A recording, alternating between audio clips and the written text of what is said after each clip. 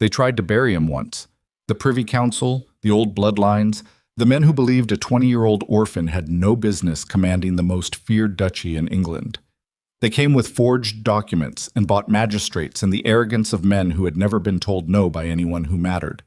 Kaelin Ashbourne listened to every word from the head of the long table in the war chamber of Blackthorn Keep, his fingers steepled, his expression so still it could have been carved from the same limestone that held the fortress walls together. When the last lord finished speaking, Kaelin said nothing. He simply slid a leather folio across the table. Inside were letters those lords had written to each other, detailing every step of the conspiracy, intercepted by servants who understood that loyalty to Blackthorn paid better than treason. 3 of them lost their estates before the sun went down. The 4th lost his seat on the council. The 5th, the one who had organized it all, stood in Blackthorn's courtyard at dawn the following morning, stripped of rank, title, and the family name that had taken 9 generations to build. That was 7 years ago. Nobody has tried since. But if you believe this is a story about a man who simply crushes his enemies, stay until the very end. The thing that nearly destroyed the Iron Duke of Blackthorn was not a conspiracy. It was not a rival house. It was a woman hiding beneath a banquet table with a leather sketchbook pressed against her chest, trying not to breathe. The morning fog came off the marshland surrounding Blackthorn Keep like something alive, curling between iron gateposts that had stood since the reign of Henry II, wrapping itself around stone watchtowers where armed men walked slow circuits with muskets slung across their shoulders. The fortress itself rose from the English countryside like a geological accident, a thing too massive and too deliberate to have been built by human hands. 4 towers, a central keep taller than most cathedrals, curtain walls thick enough to stop cannon fire, and at its heart, a great audience hall where the ducal banner hung from iron chains forged in the same fires that had produced weapons for 3 successive wars. Kaelin Ashbourne stood at the window of his private study on the 4th floor of the eastern tower, watching the fog burn away. He was 27 years old and had governed the duchy since the age of 20, when his father's hunting accident had been ruled exactly that by a coroner who knew better than to suggest otherwise. Whether the old duke had truly fallen from his horse, or whether the horse had been encouraged to throw him, was a question that haunted exactly no one in the Ashbourne household. The old duke had been a drunkard, a gambler, and a man whose cruelty carried none of the precision that made cruelty useful. He had squandered alliances, burned through political capital, and left his only son a duchy hemorrhaging money, respect, and strategic position. Kaelin had rebuilt all of it in 7 years. Not through charm, not through the glad-handing diplomacy that the London drawing rooms worshipped like a civic religion, through the systematic application of pressure so quiet and so relentless that most of his enemies did not realize they were being destroyed until the destruction was already complete. His steward, a wiry man named Aldrich Thorne, who had served the estate since before Kaelin was born, appeared at the study door with a silver tray bearing a single sealed letter. Thorne never knocked. That privilege had been earned through 3 decades of unbroken discretion. "From London," Thorne said, placing the tray on the desk. "Delivered by private courier." Not through the post. The writer carried no identification. Kaelin picked up the letter without looking at it. "Whose seal?" "None. The paper is Florentine, expensive, the kind purchased from exactly one stationer on Bond Street, who keeps records of every transaction." "Then we already know who sent it." "Lord Pemberton. He purchased 4 reams of this stock last month. His credit, incidentally, is no longer good at that establishment." Kaelin broke the wax and read the single page in silence. His expression did not change. It never changed. That was the thing about the Iron Duke that unnerved people more than his wealth, more than his political connections, more than the small private army garrisoned inside Blackthorn's walls. His face was a locked door. You could beat against it for years and never hear an echo from the other side. "Pemberton wants a meeting," Kaelin said. "Naturally. He is 4 months from bankruptcy and believes your money will solve his architectural failures." "His architectural failures are the least of his problems." Kaelin folded the letter and set it on the desk. "His son has been borrowing against the family's unentailed land to fund a gambling syndicate run by Lord Garrick Holloway."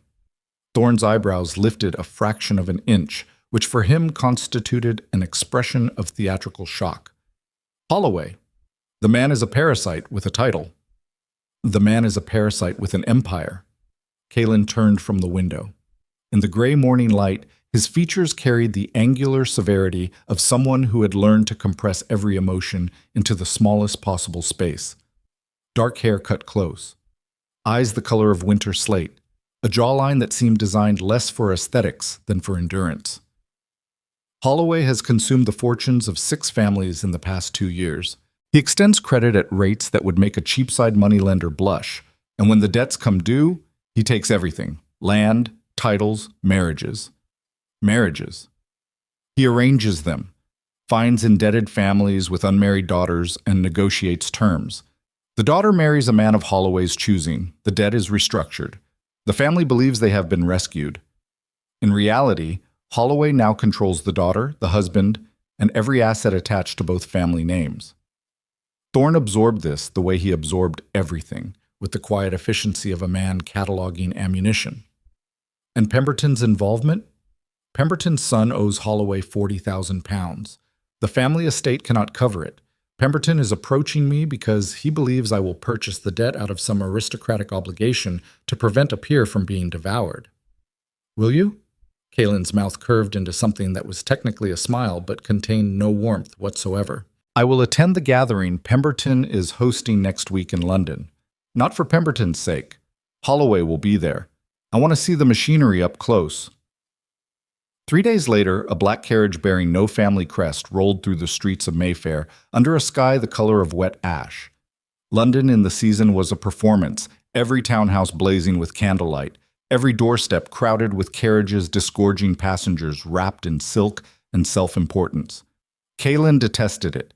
He had built his power specifically to avoid the necessity of performing. And yet here he was, stepping from the carriage in a dark coat cut so precisely it looked like a piece of engineering rather than fashion, walking into Lord Pemberton's townhouse through a side entrance because the front door was clogged with people whose names he would not bother to learn. The gathering occupied 3 interconnecting rooms on the ground floor, each one louder and more suffocating than the last. Crystal chandeliers threw fractured light across faces painted with powder and political ambition. Conversations floated in overlapping currents of gossip, strategy, and barely concealed hostility. Kalen moved through it the way a blade moves through water, leaving no visible disturbance, attracting no attention. He addressed without insignia, without the ducal pin that would have turned every head in the room. Tonight he was not the Duke of Blackthorn.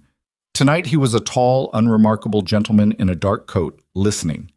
He found Holloway within 20 minutes. The man was not difficult to locate. Lord Garrick Holloway occupied space the way a fire occupies a hearth, consuming everything around him and leaving the distinct impression that without constant feeding, something dangerous would happen. He was broad-shouldered, red-faced, and possessed a laugh that traveled across rooms like cannon shot. He stood at the center of a cluster of younger sons and indebted heirs, all of them leaning toward him with the desperate attentiveness of men who knew their financial survival depended on keeping this particular predator entertained. Kalen cataloged everything. The way Holloway's eyes swept the room while he laughed, always tracking, always calculating. The way his hand closed around a wine glass with the same unconscious possessiveness he probably brought to contracts and negotiations. The way the men around him flinched, almost imperceptibly, every time his voice rose. This was not a gambler. This was an operator. A man who had weaponized debt the way generals weaponized artillery, and who understood that the most efficient form of control was not violence, but obligation. Kalen was about to withdraw to the terrace for air when he heard the sound. It was small, a quick, shallow intake of breath, followed by the barely audible rustle of fabric against a hard surface. It came from beneath the long banquet table that ran along the far wall of the second room, hidden behind floor-length damask tablecloths that pooled on the carpet like spilled wine. Someone was hiding under the table. Kalen stopped. He did not look down. He did not adjust his posture.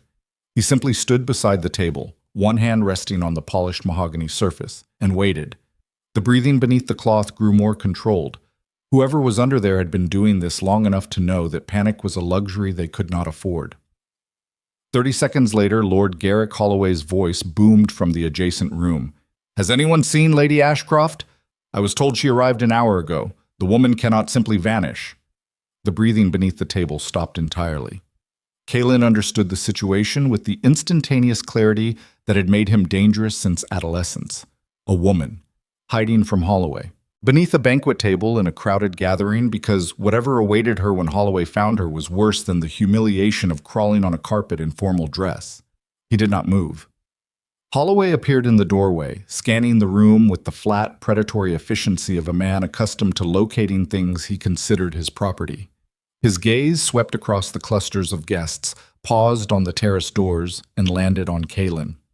"You there? Have you seen a young woman, dark-haired, wearing a green evening dress? She was supposed to be presented to me an hour ago." Kaelin met Holloway's gaze with the expressionless composure of a man who had stared down privy councillors, hostile lords, and his own father's ghost without blinking. "I have been standing here for some time. No woman matching that description has passed through this room." Holloway studied him for a beat too long, the way a predator studies something it has not yet classified as prey or obstacle. "And you are?" "Nobody of consequence." A flicker crossed Holloway's face. Annoyance. The particular annoyance of a man who is not accustomed to being answered with indifference. He grunted, turned, and moved toward the terrace, barking orders at a servant to search the upper floors. Kaelin waited until Holloway's footsteps had faded entirely. Then he pulled a chair from the table, sat down with deliberate casualness, and spoke without lowering his voice. "He is gone, but he will circle back within 5 minutes. The terrace leads to the garden, and the garden connects to the mews. If you leave through the servants' corridor on your left, you can reach the street without passing through any room he has already searched." Silence beneath the table. Then very quietly, a woman's voice, steady despite everything. "How do you know he will circle back?" "Because men like him always do. They do not search for people. They hunt." More silence. Then the tablecloth shifted and a hand appeared at the edge, followed by a face. Dark hair loosened from its pins. Green eyes that held the particular brightness of someone running on fear and fury in equal measure. A dress that had probably been immaculate 2 hours ago and now carried the creases and dust of someone who had spent a significant portion of the evening on her hands and knees behind furniture. She looked at him without embarrassment. That was the first thing that registered. Most women in her position would have been mortified. She simply assessed him with the direct, unblinking appraisal of someone who had already decided that dignity was a currency she could not afford to spend on strangers. "You lied for me," she said. Not a question. "I told a man looking for his property that I had not seen what he was looking for. That is not lying. That is a philosophical disagreement about the nature of possession." Something shifted in her expression. Not gratitude. Something harder and more complicated. "I am not his property." "No, you are not. Which is precisely why you should leave before he returns to collect what he believes he is owed." She pulled herself from beneath the table with more grace than the maneuver should have allowed, and stood, straightening her dress with quick, practiced hands. She was tall for a woman, almost reaching his shoulder, and she carried herself with the unconscious posture of someone who had been trained from childhood to occupy space beautifully, even when that space was hostile. "Thank you," she said. The words came out clipped, efficient, stripped of the decorative warmth that London society demanded. She meant them and did not intend to ornament them. "The servants' corridor, he said, gesturing toward the far wall. "Third door past the portrait of the man who looks disappointed in everyone." She almost smiled. Almost. Then she turned and walked quickly toward the corridor, her footsteps silent on the thick carpet.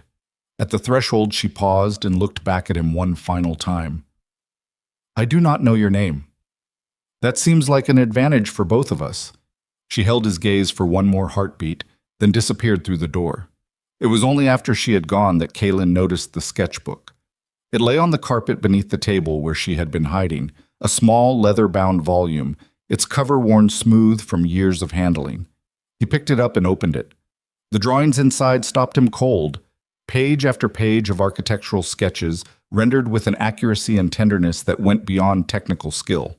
A country house. Stone facade. Georgian symmetry softened by climbing roses and ancient oaks. Gardens mapped with the obsessive precision of someone who had memorized every flagstone, every hedge line, every shadow cast by every wall at every hour of the day. These were not the casual observations of a hobbyist. These were the drawings of someone preserving a place they were terrified of losing. Handwritten annotations filled the margins, notes about which rooms received morning light, which floorboards creaked, where the wisteria bloomed first in spring, the specific shade of gold the library windows turned at sunset. This was not a sketchbook. This was a memorial. Someone was documenting their home the way you document something you expect to be taken from you. Kalen closed the book. He stood in the emptying room holding it and felt something he had not felt in years, not sympathy. Sympathy was a passive emotion, the kind of feeling that allowed decent people to acknowledge suffering without actually doing anything about it. What Kalen felt was recognition. He understood what it meant to inherit a world that was already being dismantled around you. He understood the particular cruelty of watching something you loved consumed by forces you could not fight alone. He put the sketchbook inside his coat and left the gathering without speaking to another soul. By the following morning, Kalen had the complete financial anatomy of the Ashcroft family spread across his desk in the eastern tower of Blackthorn Keep. Thorne had worked through the night, calling in favors from banking contacts, solicitors, and the particular species of London clerk who survived by selling information to whoever paid fastest. The picture was worse than Kalen had anticipated. Sir Edmund Ashcroft, Seraphine's father, had borrowed against the family estate 3 years prior to cover debts incurred through spectacularly poor investments. Holloway had purchased those debts at a discount from the original creditors, restructured the terms to make repayment mathematically impossible, and then presented Sir Edmund with a solution. The debts would be forgiven entirely if Lady Seraphine Ashcroft married Lord Reginald Voss, a man whose primary qualifications were his willingness to do whatever Holloway told him and his family's control of 3 parliamentary boroughs that Holloway wanted. Sir Edmund had agreed. Of course he had agreed.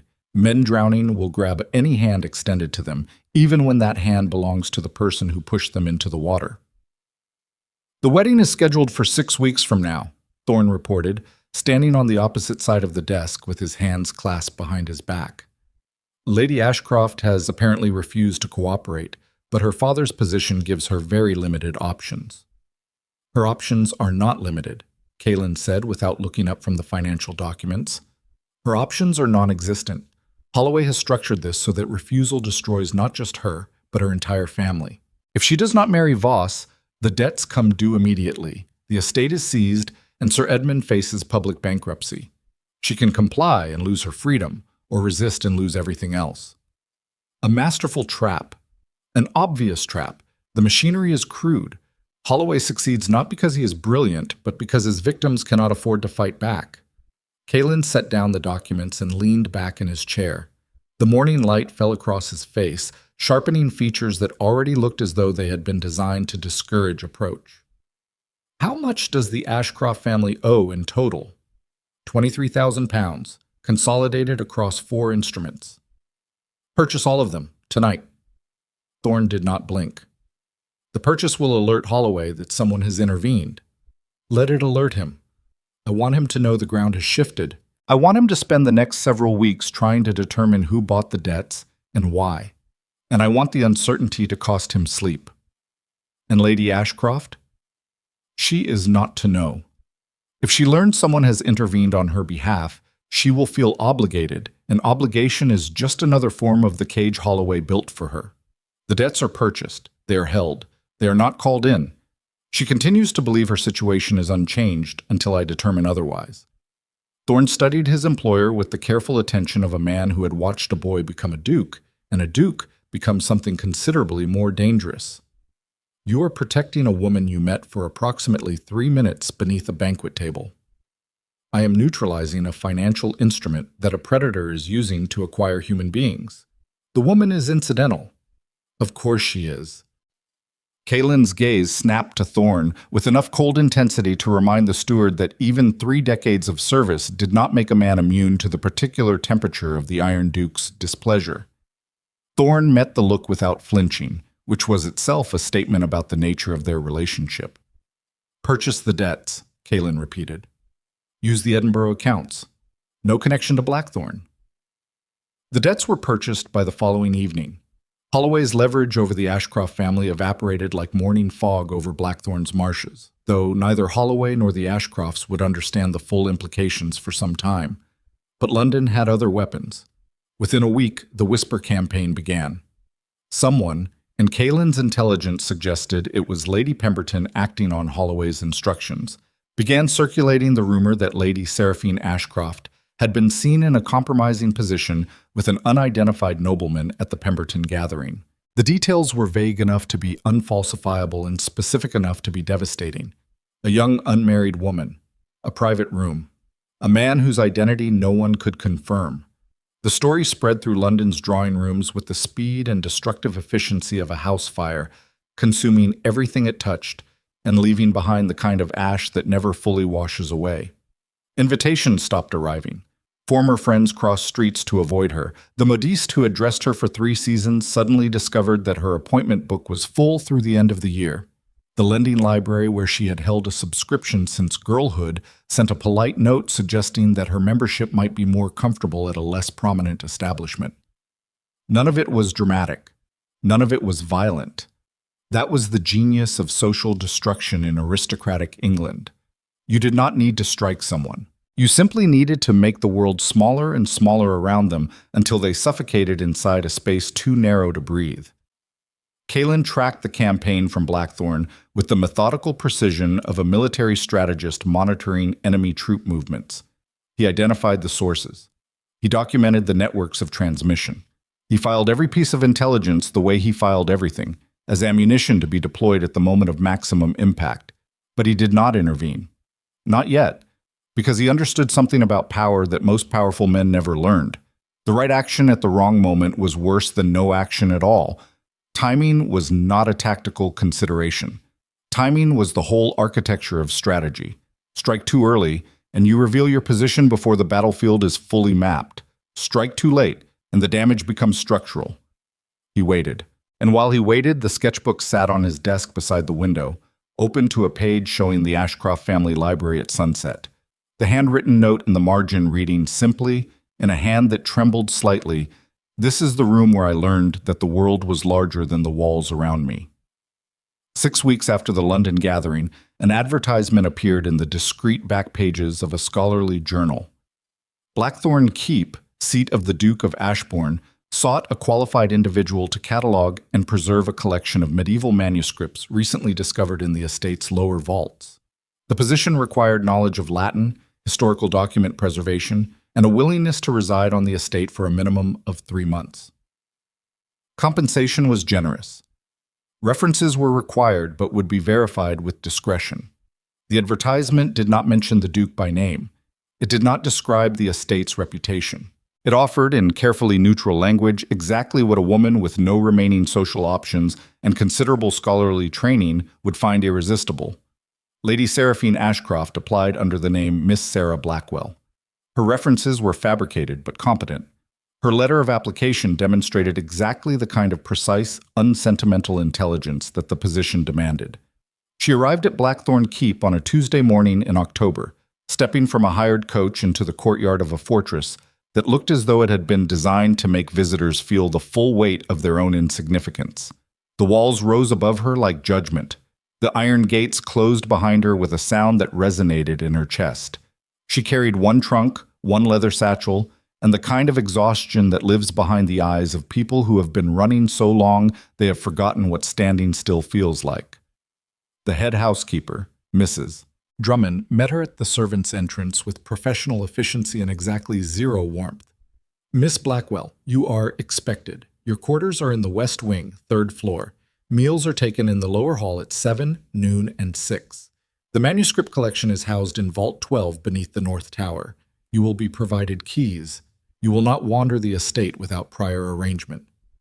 "I understand," Seraphine said. "One additional note. The Duke is rarely in residence during the autumn months. In his absence, Mr. Thorne, the steward, governs all estate matters. Direct any administrative questions to him." This was a lie. Kaelin was in residence. He was, at that precise moment, standing at the window of his Eastern Tower study, watching the hired coach depart through the courtyard gate, watching the woman he had met beneath a banquet table walk into his fortress under a false name, carrying a single trunk and the accumulated damage of a life that powerful men had spent years trying to dismantle. He said nothing. He did nothing. He simply watched and felt that same cold recognition settle into his chest like a stone dropped into still water. She had come to him. Not because he had orchestrated it, not because the advertisement had been anything more than an opportunity placed where she would find it. She had come because she had no other options, and he understood, with the unflinching honesty that made him dangerous, that he had positioned himself as her last resort deliberately, not out of cruelty, out of something far more complicated than cruelty. He wanted to see what she would do when she believed no one was watching. 3 days passed before they encountered each other. Seraphine spent her hours in Vault 12, surrounded by manuscripts that smelled of age and neglect, working with the focused intensity of someone who understood that competence was the only currency she had left. She cataloged, she cross-referenced. She handled 700-year-old documents with hands that were steady and careful and bore the ink stains of someone who had always found more comfort in work than in the world that existed beyond it. She encountered him in the gardens. Dawn. The kind of English autumn morning where the light comes through sideways, golden and hesitant, as though even the sun is not entirely confident it belongs. Seraphine had discovered a doorway in the lower corridor that opened directly into a walled garden she had not known existed. She stepped through it into air that smelled of wet stone and late roses, and found a man kneeling beside a damaged section of wall, carefully resetting loose stones with his bare hands. He wore no coat. His sleeves were rolled above the elbows, and his hands were dusted with morite and grit. He looked up when he heard her footsteps, and for one dislocated moment, they simply stared at each other. She did not recognize him. The London gathering had been dark, chaotic, fear-soaked. She had seen a shape, a voice, a pair of hands that held a chair steady while she crawled from beneath a table. She had not seen a face clearly enough to carry it forward. He recognized her instantly, but nothing in his expression revealed it. "I did not realize anyone else used these gardens," she said. "Most people do not know they exist. The entrance is not marked on any current estate plan." "You work on the grounds." He looked down at his stone-dusted hands and almost smiled. "After a fashion." "You're restoring the wall yourself?" "The masonry team considers this section non-essential." "I disagree. This wall has stood for 400 years. Letting it collapse because no one assigned it priority seems like a failure of obligation rather than resources." She studied him with the direct, assessing gaze he remembered from beneath the banquet table. That same quality. Not warmth, not suspicion. Simple, unflinching evaluation, as though she were reading a manuscript and determining whether the text was genuine or forged. "That is an unusual perspective for a groundskeeper," she said. "I am an unusual groundskeeper." "Clearly." She paused, looked at the wall, looked at his hands. "The mortar mixture is wrong. You are using too much EAT and not enough EAT. The original builders would have used a higher calcium ratio. The wall will hold, but it will not match the existing stonework." He stopped, set down the trowel, looked at her with something that was not surprise but was adjacent to it, the particular stillness of a man encountering something he had not calculated for. "You know masonry." "I know architecture. My family's estate was built in 1723, and I have spent most of my life documenting every material, technique, and structural decision that went into it." She stopped. Something crossed her face, quick as a shadow. The estate she was describing was the same one she had drawn in the sketchbook, the one she was losing. "I know old buildings, how they are built, how they survive, how they fall apart when no one pays attention." He held her gaze. And in that held gaze, beneath the disguises and the false names and the careful distance they had each constructed to survive in a world that punished vulnerability, something passed between them. Not trust. Trust required time and evidence and the slow accumulation of proof that the other person would not weaponize what they had been given. What passed between them was simpler and more dangerous than trust. Recognition. The bone-deep awareness that the person standing in front of you has been damaged by the same forces that damaged you and has survived using the same methods, and carries the same scars in the same hidden places. "I will adjust the mortar," he said quietly. "Good." She turned to leave, paused. "What is your name?" "Kael," he said. Half a truth. The most dangerous kind. "I am Sarah," she said. A complete lie. The most survivable kind. She walked back through the garden door and disappeared into the corridor beyond. And Kalen knelt beside his wall with stone dust on his hands and something lodged beneath his ribs that he could not identify and did not want to examine. He had spent 7 years perfecting the architecture of control, every relationship calibrated, every interaction designed to produce a specific outcome, every human being in his orbit positioned exactly where they served his interests best. And now a woman with ink-stained fingers and a false name had looked at his hands and told him his mortar was wrong, and he had felt for the first time in years the terrifying sensation of encountering something he could not predict, could not manage, and could not afford to want. 3 weeks passed.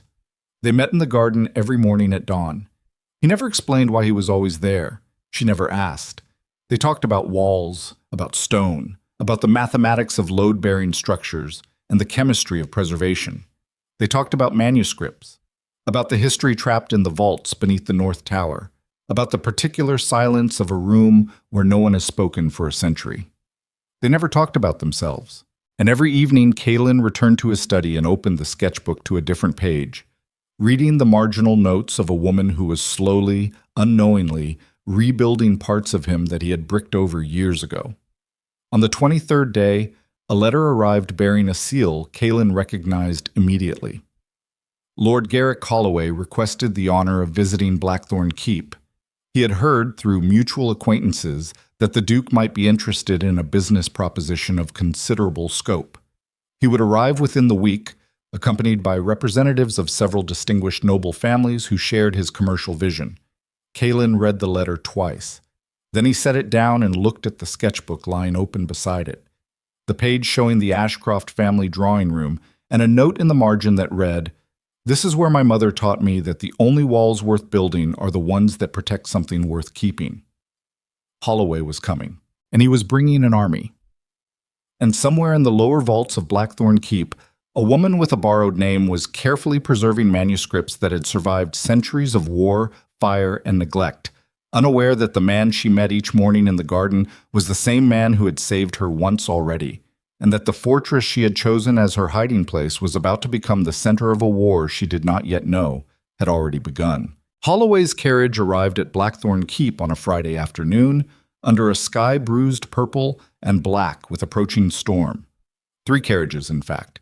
The first carried Holloway himself, dressed in a burgundy coat that probably cost more than most tenant farmers earned in a year. The second carried Lord Reginald Voss, the puppet groom Holloway had selected for Seraphine, a thin-lipped man with the complexion of old parchment and the restless eyes of someone who had learned early that his primary function in life was to serve as a vessel for other men's ambitions. The third carriage carried 2 individuals Kalen had not anticipated.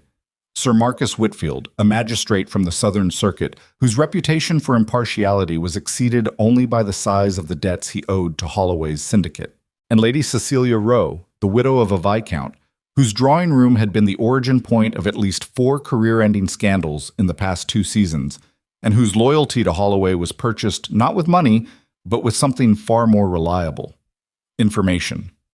The kind of information that, released at the right moment, could demolish a family name faster than a cannonball could demolish a garden wall. Kalen watched from the eastern tower as the carriages rolled into the courtyard.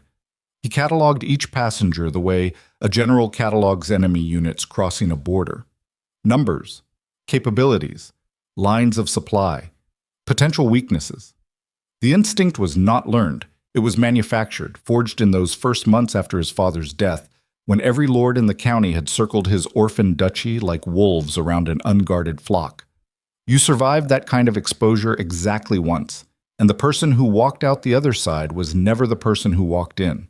The boy who had inherited Blackthorn at 20 had believed in negotiation, in the possibility that reasonable men could reach reasonable agreements. The man standing at this window 7 years later understood that negotiation was just warfare conducted at a polite volume, and that the only meaningful difference between an ally and an enemy was timing. Thorne appeared at his shoulder. 4 guests. You expected one. I expected Holloway. The others are his infrastructure. Voss is the transaction. Whitfield is the legal muscle. Lady Rowe is the insurance policy. Insurance against what? Against me refusing to cooperate. Lady Rowe's specialty is reputation destruction. If Holloway cannot get what he wants through commerce, he will attempt to get it through leverage. He will look for something inside Blackthorne that he can use. Thorne's silence carried a weight that required no translation. They both knew what Holloway would find if he looked hard enough. A woman working in the lower vaults under a fabricated name, whose real identity would hand Holloway exactly the kind of leverage he was looking for. Move Miss Blackwell's work schedule, Kaelin said. She catalogs in the vaults during the day. Shift her to evening hours. Keep her below ground and away from the main halls for the duration of the visit. That will require an explanation.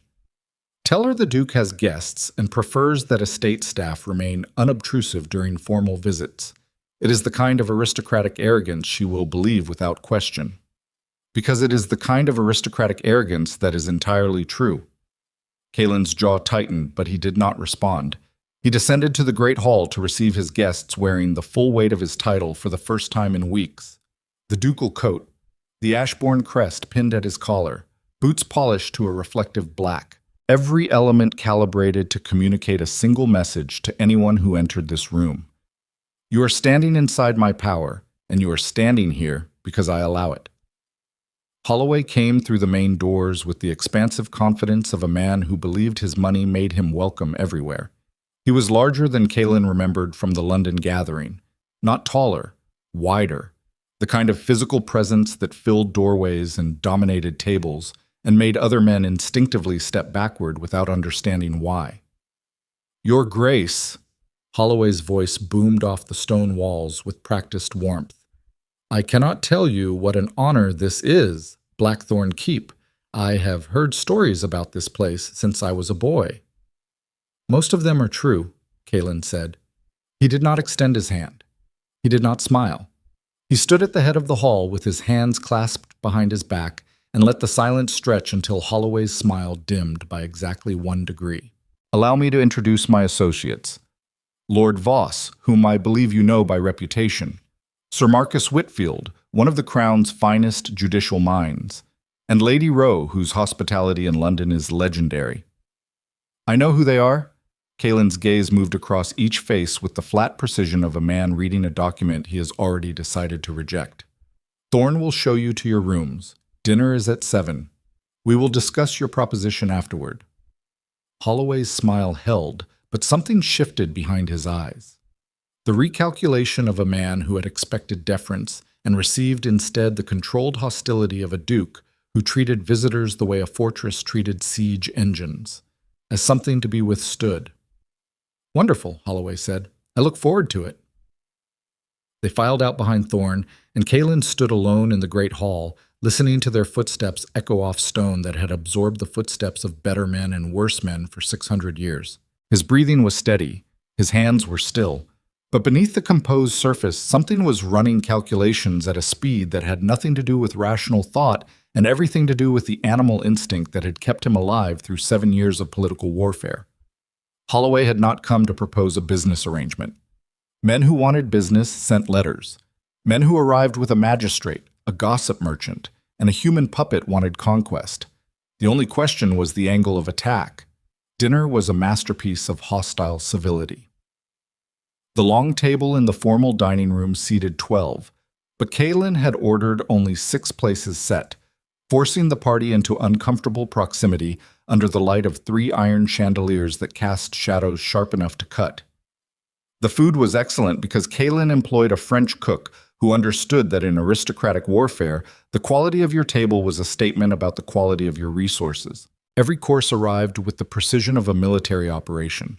Roasted pheasant, braised root vegetables from the estate gardens, a wine from the Ashbourne cellars that was older than anyone sitting at the table. Holloway ate like a man performing generosity, complimenting everything with the aggressive enthusiasm of someone who believed that enough charm could dissolve any resistance. Lady Rowe watched the room with hooded eyes. cataloging details the way Kalin cataloged threats. Voss ate almost nothing. Whitfield drank too much. The conversation circled around nothing for an hour. London gossip, parliamentary maneuvering, the price of grain, the condition of the roads, the performative small talk of people who were all waiting for someone else to show their hand first. Kalin waited. Patience was not a virtue in his world. It was a weapon.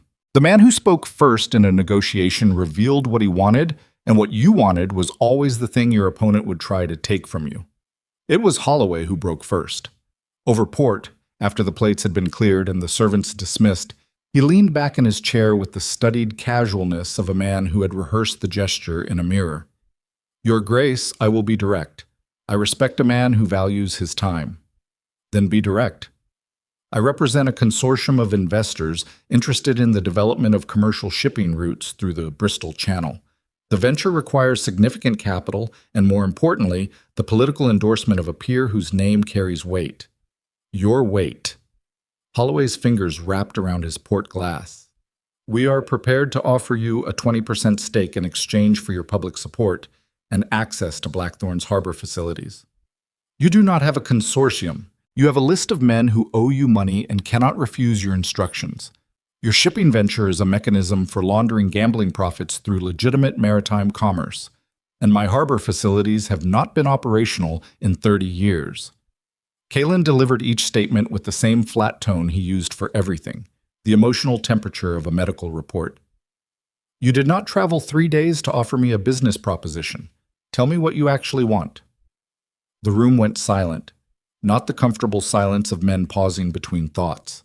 The pressurized silence of a space where something has just shifted and everyone present knows that the next word spoken will determine whether the evening ends in agreement or war. Holloway's mask did not crack. It adjusted. The smile remained, but it changed shape, losing its warmth and gaining the hard, assessing quality of a man who has just realized that the person across the table is not a target, but a competitor. You are well informed. I am expensively informed. There is a difference.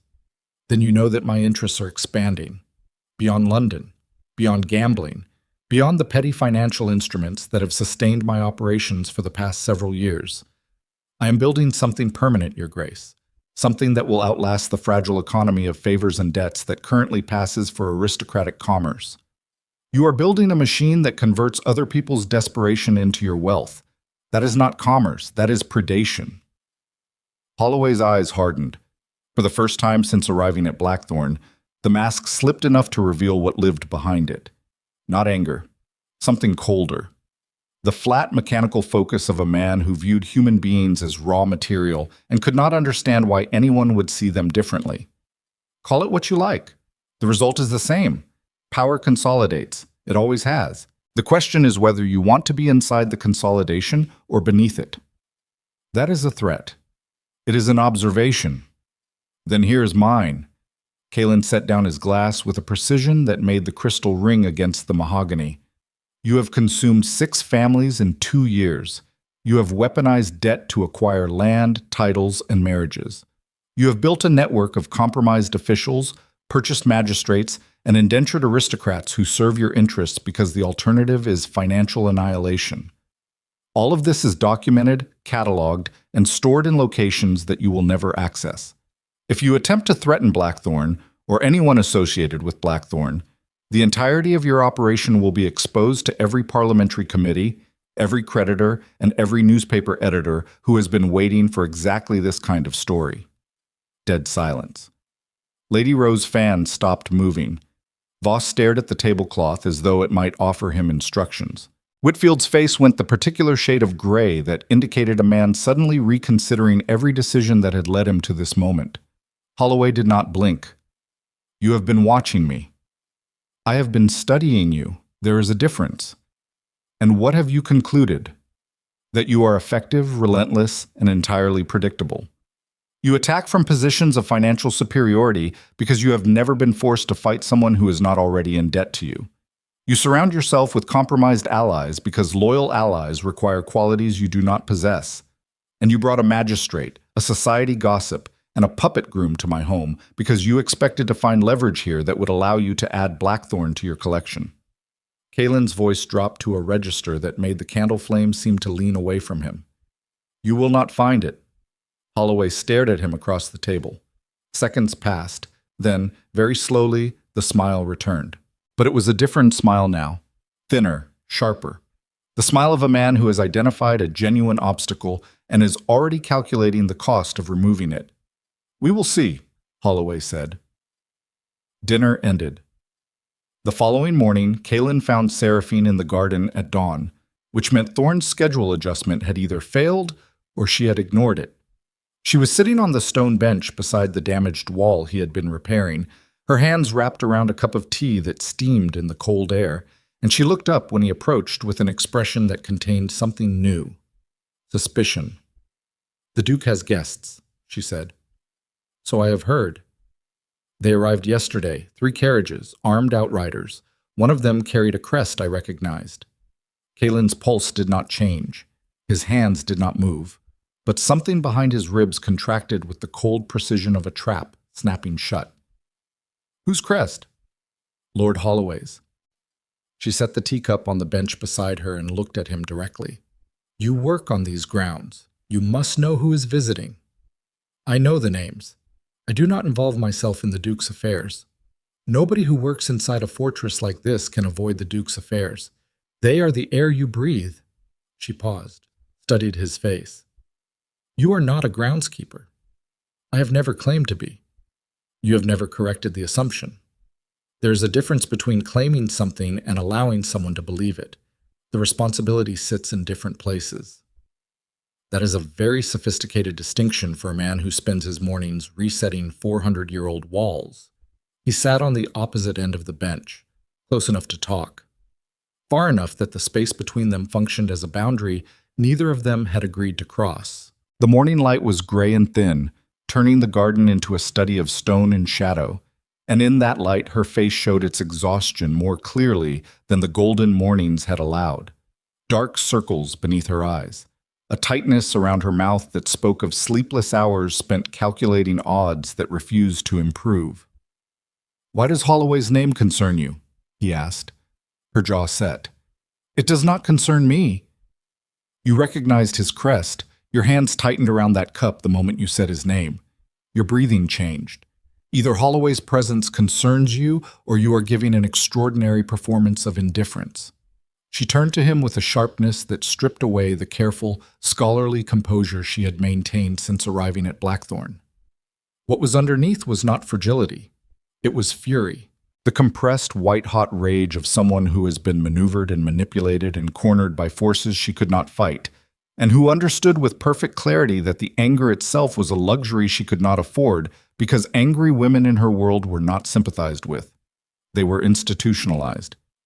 He is a man I have dealt with before, she said.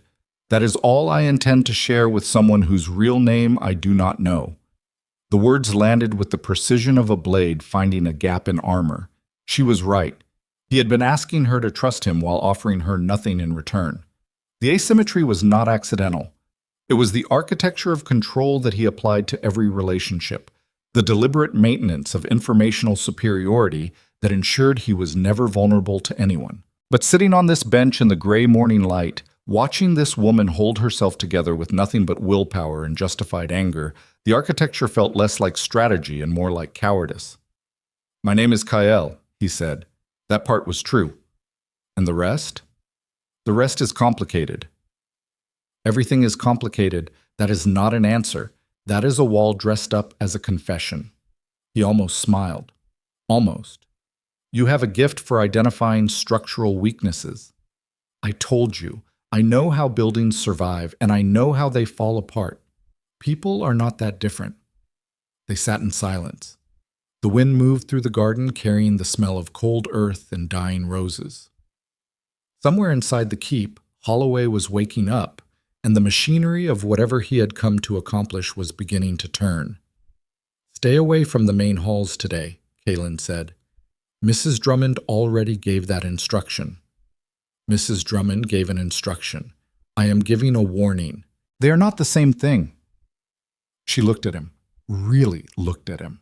The kind of examination that went past features and posture and clothing and reached for something underneath, the structural truth of a person that no amount of performance could fully conceal. He held still beneath it, not because he was unafraid of what she might find, but because he understood, with the gut-level certainty that had governed every important decision of his life, that this woman had spent years surrounded by men who refused to be seen clearly. Refusing the same test would place him in their company, and that was a category he could not afford to occupy. "Who are you?" she whispered. He did not answer, and the fact that he did not answer told her more than any answer would have. By noon, the damage was done. Lady Rowe, whose gift for social reconnaissance was as finely tuned as any military intelligence operation, had spent the morning charming Blackthorn's household staff with the warm, confidential manner of a woman who treated servants as allies rather than furniture. By lunch, she had learned that a young female scholar was residing in the West Wing. By 2 o'clock, she had obtained a description. By tea time, she had matched the description to her own extensive mental catalogue of London society's displaced and disgraced, and by the time Holloway sat down to dinner that evening, Lady Rowe had placed a folded note beside his plate that contained a single name: Seraphine Ashcroft. Holloway read the note. His face did not change, but his hand closed around the paper with the slow, deliberate pressure of a man crushing something he intended to use. After dinner, while Kalin reviewed reports in his study, Holloway intercepted Thorne in the lower corridor. "I understand the Duke employs a young woman in his manuscript vaults. Miss Blackwell, I believe." Thorne's expression could have been used to calibrate instruments for measuring emotional absence. "The Duke employs many people across his estate. I do not discuss individual staff arrangements with guests." "Of course, discretion is admirable, but I wonder if the Duke is aware that Miss Blackwell is not, in fact, Miss Blackwell. I wonder if he knows that the woman cataloguing his manuscripts is Lady Seraphine Ashcroft, daughter of Sir Edmund Ashcroft, whose debts I personally managed until they were purchased out from under me by an unknown party using Edinburgh banking channels." Thorne said nothing. His silence was not empty. It was loaded. "The Edinburgh accounts," Holloway continued, watching Thorne's face for any fracture in the stone. "Interesting choice. Anonymous. Secure. The kind of financial instrument used by someone who does not want his name attached to a transaction. Someone like, perhaps, a duke who met Lady Ashcroft at a London gathering and developed a personal interest in her welfare." "You are speculating." "I am connecting lines, Mr. Thorne. It is what I do." "The Duke purchased the Ashcroft debts. The Duke advertised a position that a woman of Lady Ashcroft's precise qualifications would find irresistible. The Duke is now harboring a woman who was promised to Lord Voss under a legally binding arrangement that I personally negotiated. That arrangement is not dissolved simply because someone bought the underlying debt. The contract exists independently. The contract is between Sir Edmund Ashcroft and yourself. It does not bind Lady Ashcroft. It binds her father, and her father's compliance binds her. That is how families work, Mr. Thorne, especially families that have nothing left to lose." Thorne held Holloway's gaze with the steady composure of a man who had survived 3 decades in the service of men who made Holloway look like a parish clerk playing at villainy. "I will convey your concerns to the Duke. Please do, and convey this as well. Lord Voss is here to collect his bride. If the Duke interferes with a private contractual arrangement between consenting parties, he places himself in opposition not merely to me, but to the legal framework that governs aristocratic obligations throughout England. Magistrate Whitfield is prepared to issue a formal order compelling Lady Ashcroft's surrender to her contractual obligations. That order carries the full weight of Crown authority. The Crown's authority extends as far as the Crown's reach, and the Crown's reach has never extended comfortably into Blackthorn Keep." Something flickered across Holloway's face, the first genuine uncertainty Thorne had seen. "Is that a threat?" "It is a geographical observation." Thorne turned and walked away, his footsteps measured and precise on the stone floor. Behind him, Holloway stood alone in the corridor, and for the first time since entering Blackthorn's gates, the calculation behind his eyes carried something it had not carried before: doubt. Thorne delivered Holloway's ultimatum to Kalin in the study at 10:30. He relayed every word with the exactitude of a man who understood that in the kind of warfare being conducted inside these walls, a single misquoted syllable could alter the trajectory of everything that followed. Kaelin listened without interruption. When Thorne finished, the silence in the study lasted long enough for the candle on the desk to gutter twice in a draft from the window. "He knows who she is," Kaelin said. "Yes. He knows I purchased the debts. He has concluded as much, and he has brought a magistrate prepared to issue a legal order. Sir Marcus Whitfield, whose own debts to Holloway's syndicate total approximately £9,000, and whose judicial impartiality has been a polite fiction for the better part of 3 years. Kaelin stood. He walked to the window.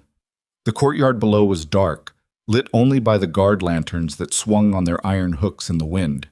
Somewhere beneath his feet, in the vaults below the North Tower, Seraphine was working by lamplight, preserving manuscripts that had survived every catastrophe the centuries could produce. And she did not know that the man she had hidden from in London had followed her here, had identified her, and was now preparing to drag her out of the only sanctuary she had left. His reflection stared back at him from the dark glass. He barely recognized it, not because anything about his appearance had changed, but because something underneath had shifted in a direction he had not sanctioned and could not reverse. For 7 years, every decision he made served a single calculation. Does this strengthen Blackthorn or weaken it? The formula was clean, binary. It eliminated the paralyzing complexity of human motivation and replaced it with the cold clarity of institutional survival. Everything he owned, every person he employed, every alliance he maintained existed because it served the fortress. The fortress did not serve them. And now a woman he had known for 23 days was about to be taken from his home by a predator who would use her the way he used everything, as raw material for his own expansion. And the calculation that should have governed Kaelin's response, the cold arithmetic of institutional risk, was being overridden by something that had no place in the formula. Something that operated below the level of strategy, and the part of him that remembered what it felt like to be 20 years old and surrounded by men who wanted to consume everything his father had left behind. You could not protect everything. That was the first lesson power taught you. You had to choose. And every choice meant sacrifice, meant offering up something you valued to preserve something you valued more. The question that had governed his life for 7 years was simple. What do you protect when you cannot protect everything? He had always answered the same way. The fortress, the name, the institution that would outlast any individual life, including his own. But the question had changed, and the answer forming inside him, rising through layers of control and discipline and carefully maintained distance, was an answer that would cost him everything he had built if he gave it voice. He turned from the window. His eyes were steady. His voice carried the particular flatness that Thorne had learned over 30 years to associate with decisions that could not be reversed. "Inform Mrs. Drummond. Clear the Great Hall for a formal audience tomorrow morning." Thorne studied him. An audience implies the Duke will be present in his official capacity. The Duke will be present, in full regalia, before the entire household. And Miss Blackwell? Will be informed of nothing. She will continue her work tonight as scheduled. Tomorrow morning she will be summoned to the Great Hall along with every member of the staff. Holloway will see her. Holloway already knows she is here. The time for concealment is over. If you reveal yourself to her, if she discovers that the man she has been meeting in the gardens is the Duke of Blackthorn, you will lose whatever trust you have built. She will believe she has been manipulated. She has been manipulated. That is not what I said. It is what I am saying. Kaelin's voice dropped to a register that made the room feel smaller. I brought her here. I created the conditions that made this her only option. I allowed her to believe she was dealing with a groundskeeper while I held her family's financial survival in my desk drawer. Every kindness I have shown her was built on a foundation of concealment, and concealment is just control wearing a different face. She deserves to know exactly who she has been trusting, and she deserves to decide for herself whether that trust was earned or stolen. Thorne said nothing for a long time. Then, very quietly, "And if she decides it was stolen?" Kaelin picked up the leather sketchbook from the desk. He held it for a moment, feeling the weight of it, the worn smoothness of the cover, the accumulated gravity of a woman's entire world preserved in ink and margin notes. Then he set it down. "Then she will be free to leave, and Holloway will still have to go through me to reach her." Thorne nodded. He understood. After 30 years, he always understood. This was not strategy anymore. This was the Iron Duke of Blackthorn doing something he had never done in his entire tenure, choosing a person over a position. He left the study. Kalen stood alone in the candlelight, the sketchbook open on his desk to the final page, the one he had never shown Thorne, the one that did not contain a drawing of a house or a garden or a library. It contained a single sentence, written in a hand so steady it could only belong to someone who had already made peace with losing everything. The walls that protect you are the same walls that imprison you. The only question is which side of the door you choose to stand on. Tomorrow, the doors of Blackthorn Keep would open. And nothing that had existed before that moment, not his disguise, not her borrowed name, not the careful distance that had kept them both safe, would survive the opening. The Great Hall of Blackthorn Keep had not been opened for formal audience in 11 months. The last occasion had been the dismissal of a vassal lord caught skimming revenues from tenant holdings on the northern boundary, a procedure Kalen had conducted with such surgical efficiency that the entire affair lasted 14 minutes and left the offending lord standing in the courtyard without title, income, or the capacity to understand how completely his life had just been dismantled. That was the function of the Great Hall. It was not a room. It was an instrument. A machine designed across centuries to make the person standing at its center feel the accumulated weight of every decision ever rendered within its walls. At 7 o'clock on a Saturday morning, with autumn rain hammering the fortress like artillery, the hall was full. Every servant, every groundskeeper, every stableman, kitchen worker, housekeeper, and guard stationed within Blackthorn's curtain walls stood in ordered ranks along the flagstone floor. The iron banners of the Ashbourne line hung motionless from their chains. Torchlight moved across stone that had absorbed 6 centuries of power, grief, negotiation, and violence, and gave back nothing. Seraphine stood near the rear of the assembly, positioned between Mrs. Drummond and a junior footman whose name she had never learned. She had been woken an hour before dawn by a knock on her chamber door and informed that all estate staff were required in the Great Hall by 7. No explanation. No context. The kind of summons that, in a household governed by absolute authority, required no justification beyond the fact that it had been issued. She wore her working dress, ink stains on the cuffs, her hair pinned quickly and imperfectly. She looked exactly like what she was pretending to be.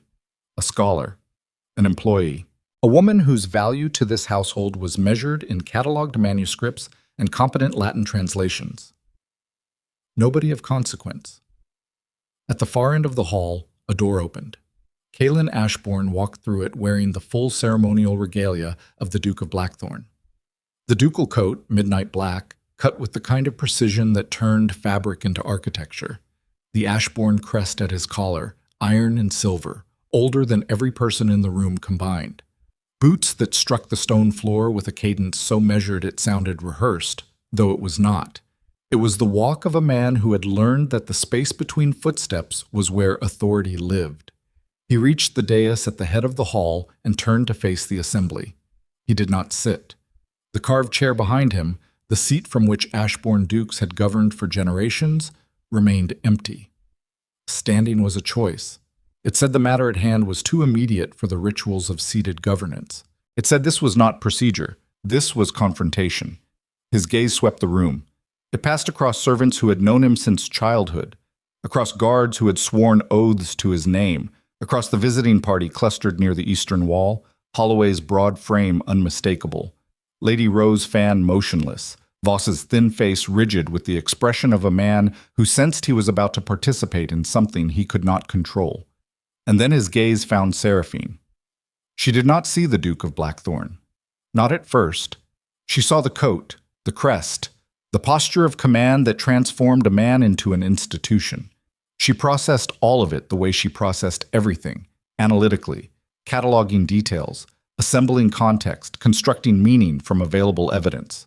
Then she saw his hands, the same hands that had reset garden walls at dawn, the same fingers that had held a trowel with the unself-conscious grip of a man who believed that preserving something old was worth more than building something new. She saw the line of his jaw, the angle of his shoulders, the particular way he held still, which she had learned over 23 mornings, was not composure, but compression, the visible evidence of a man who contained more than he expressed. She saw Kyle, and the floor dropped out from under her. The shift was not dramatic. She did not gasp. She did not stagger.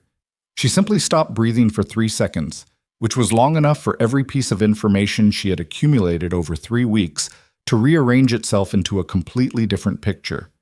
The garden conversations, the wall he was repairing himself, the way he knew which corridors led where, which doors were unlocked, which sections of the keep had been neglected. The morning he told her to stay away from the main halls. The warning that was not an instruction, but a protection. The half-name he had given her, Kyle, which was not a lie but was not the truth either, which was exactly the kind of strategic partial disclosure that a man accustomed to controlling information would deploy when he wanted to be honest without being vulnerable. She had trusted a groundskeeper because groundskeepers had no power to hurt her. She had trusted the simplicity of a man who worked with his hands and talked about mortar ratios and the obligations owed to 400-year-old walls. She had trusted the absence of threat, and the absence of threat had been manufactured by the most powerful man in the county, standing 3 feet away from her every morning and choosing not to tell her who he was. The betrayal was not loud. It was architectural. It was the discovery that the foundation you had been standing on was not solid ground, but a constructed surface, designed by someone else, for purposes you had not been consulted about. She stood in the ranks of the household staff, with ink on her cuffs, and her chin raised, and her eyes locked on the face of the man she had known as Kyle, and she felt the specific kind of fury that belongs exclusively to people who have been deceived by someone they were beginning to trust. Not the hot, explosive anger of sudden violence. The cold, structural anger of a woman who understood exactly how she had been used and was already calculating the cost. Kaylin saw all of it. Every micro-expression, every shift in posture. The moment her breathing stopped and the moment it resumed, faster and shallower than before. He saw the recognition and the fury and the betrayal arrive in sequence, and he absorbed each one the way he absorbed everything, completely, without visible reaction, filing it in the place where the things that actually mattered were stored, the place he never opened in front of anyone. He did not look away from her. That was deliberate. Looking away would have been an act of mercy toward himself, and he did not deserve mercy in this moment. He had built this. Every morning in the garden, every conversation about walls and manuscripts and the chemistry of preservation, every carefully maintained fiction about his identity, all of it had been construction. He had built a version of himself that she could trust, and that version was a lie. And the woman standing in his great hall with ink on her fingers had trusted the lie because she had nothing else left to trust. He held her gaze for 4 full seconds. Then he turned to face Holloway. Lord Holloway. His voice carried through the hall with the absolute clarity of a man who had been trained to fill stone rooms with single sentences. You arrived at Blackthorn Keep under the pretense of a commercial proposition. You brought with you a compromised magistrate, a professional purveyor of scandal, and a man you intend to install as the husband of a woman who has not consented to the arrangement. You have spent 2 days surveilling my household, interrogating my staff, and attempting to identify leverage that would compel my cooperation. Your survey is complete. Your leverage does not exist. Holloway's face was a study in controlled fury. The broad shoulders that filled every room he entered seemed to expand another inch. His voice, when he spoke, carried the dangerous steadiness of a man who understood that volume was a weapon best reserved for moments when precision had failed. Your Grace, I came here in good faith. If my inquiries about your staff have caused offense, I apologize. But the matter of Lady Ashcroft is not a domestic staffing issue. It is a legal matter, and it will be resolved through legal channels. Name the legal channels. Sir Marcus Whitfield has prepared a formal order compelling Lady Ashcroft's compliance with a contractual obligation entered into by her father. The contract is valid. The terms are clear. Lady Ashcroft is betrothed to Lord Voss, and no amount of ducal pageantry changes the legal standing of that agreement. Kaylin turned to Whitfield. The magistrate stood against the wall with the posture of a man who wanted very much to be somewhere else and understood with increasing clarity that departure was not an option. Sir Marcus, you intend to issue a legal order inside my hall. Whitfield's throat worked. The order is prepared. It carries proper judicial authority. Judicial authority derived from which court? The Southern Circuit, my jurisdiction. Your jurisdiction extends to the southern counties. Blackthorn Keep sits in the Eastern Administrative District, which falls under the authority of Chief Justice Hargrove, a man who, incidentally, was a guest at this table last spring and whose respect for the independence of my estate is well established. Kalen delivered the jurisdictional analysis with the same flat effect he used for everything, but beneath the surface, the precision was surgical. Every word placed exactly where it would do the most structural damage. You have no authority to issue any order within these walls, Sir Marcus. You know this. Holloway knows this. The document you carry is a prop. Impressive stationery? Nothing more. Whitfield's face went from gray to white. He opened his mouth, closed it, looked at Holloway with the desperate expression of a man who had just discovered that the lifeline he had been relying on was attached to nothing. Furthermore, Kalen continued, his voice dropping to a register that made the torchlight seem to dim. The debts upon which Holloway's contractual arrangement depends were purchased in their entirety 6 weeks ago. The instruments are held under new ownership. The terms have been restructured. The financial basis for the marriage contract between Sir Edmund Ashcroft and Lord Holloway no longer exists, because the debts no longer exist in their original form. The contract is void. Silence. The kind of silence that has weight and temperature and occupies physical space in a room. Holloway's mask cracked. Not dramatically, not the explosive shattering of a man losing control. Something worse. A slow, deliberate fracture, the kind that revealed not chaos underneath, but something organized and cold and patient. The machinery behind the charm recalibrating in real time, discarding the strategy that had failed and reaching for the next one with the mechanical efficiency of a man who always had a next one.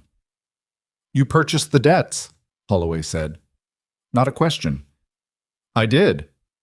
Using Edinburgh banking channels to hide the transaction. Using Edinburgh banking channels because your surveillance network monitors London institutions. The concealment was a tactical necessity, not an expression of shame. And the advertisement, the position in the manuscript vaults, that was yours as well. It was. You brought her here. You manufactured her escape route and made sure it led directly to your front door. And now you stand in this hall claiming to be her protector, while every person in this room can see that you have been engineering her circumstances since the night you found her under a table in London. Holloway's voice rose for the first time, filling the hall with the raw, undisguised aggression of a man who had been outmaneuvered and wanted every witness to understand that being outmaneuvered was not the same as being defeated. You are not protecting her, Your Grace. You are acquiring her. The only difference between us is that I am honest about what I want. The words hit the room like a concussive blast. Every servant in the assembly went rigid. Thorne's hands tightened behind his back. Mrs. Drummond's face became a monument to professional neutrality. And Seraphine, standing in the rear ranks with her ink-stained cuffs and her borrowed name, heard every word. She heard Holloway describe the advertisement, the debts, the manufactured circumstances, and she understood with nauseating completeness that neither of the men fighting over her in this hall had ever asked what she wanted. Both of them had constructed traps. Both of them had disguised coercion as rescue. The machinery was different. Holloway's built from debt and violence, Kalen's built from concealment and strategic generosity, but the function was identical. Reduce her options until the only option remaining was the one they had chosen for her. Kalen felt Holloway's accusation land. Not on the room, on him. Because it was true. Not entirely true, not in the way Holloway meant it, but true enough that the distinction between his methods and Holloway's suddenly felt less like a structural difference and more like a difference of degree. He had purchased her debts without telling her. He had created a position designed to attract exactly one person. He had allowed her to trust a fiction while holding her family's financial survival in a desk drawer. Every action had been calculated to produce a specific outcome, and the fact that the intended outcome was her safety rather than her subjugation did not change the fundamental architecture. Control was control. The hand that built a cage out of protection was still building a cage. He did not flinch. He did not look away. He absorbed the truth of it, the way he absorbed everything, completely, and he felt it settle into his bones beside the other truths he carried. The ones about his father and his inheritance, and the specific cost of becoming the kind of man who could govern a fortress but could not have a conversation in a garden without turning it into a strategic operation. "Lord Holloway," he said. His voice had changed, not in volume, in texture. Something had stripped away from it, some layer of performance or protection, leaving behind a sound that was rawer and less controlled than anything the assembled household had ever heard from their duke. "You will leave Blackthorn Keep before nightfall. Lord Voss will leave with you. Sir Marcus Whitfield will leave with you. Lady Rowe will leave with you. Any attempt to contact, approach, or communicate with Lady Ashcroft, directly or through intermediaries, will be treated as an act of aggression against this house and met accordingly. This is not a negotiation. This is a boundary. And if I refuse? Then you will discover what 600 years of military architecture was designed to do to men who refuse to leave when told." Holloway stared at him. The calculation was visible, churning behind his eyes like gears in a clockwork, measuring force against force, asset against asset, risk against reward. The room held its breath. Even the rain outside seemed to pause, as though the weather itself was waiting for the verdict. Then Holloway smiled, the worst smile Kaelin had ever seen. Thin, patient, the smile of a man who had just decided that this battle was lost, but the war was far from over. "Very well, Your Grace, we will depart.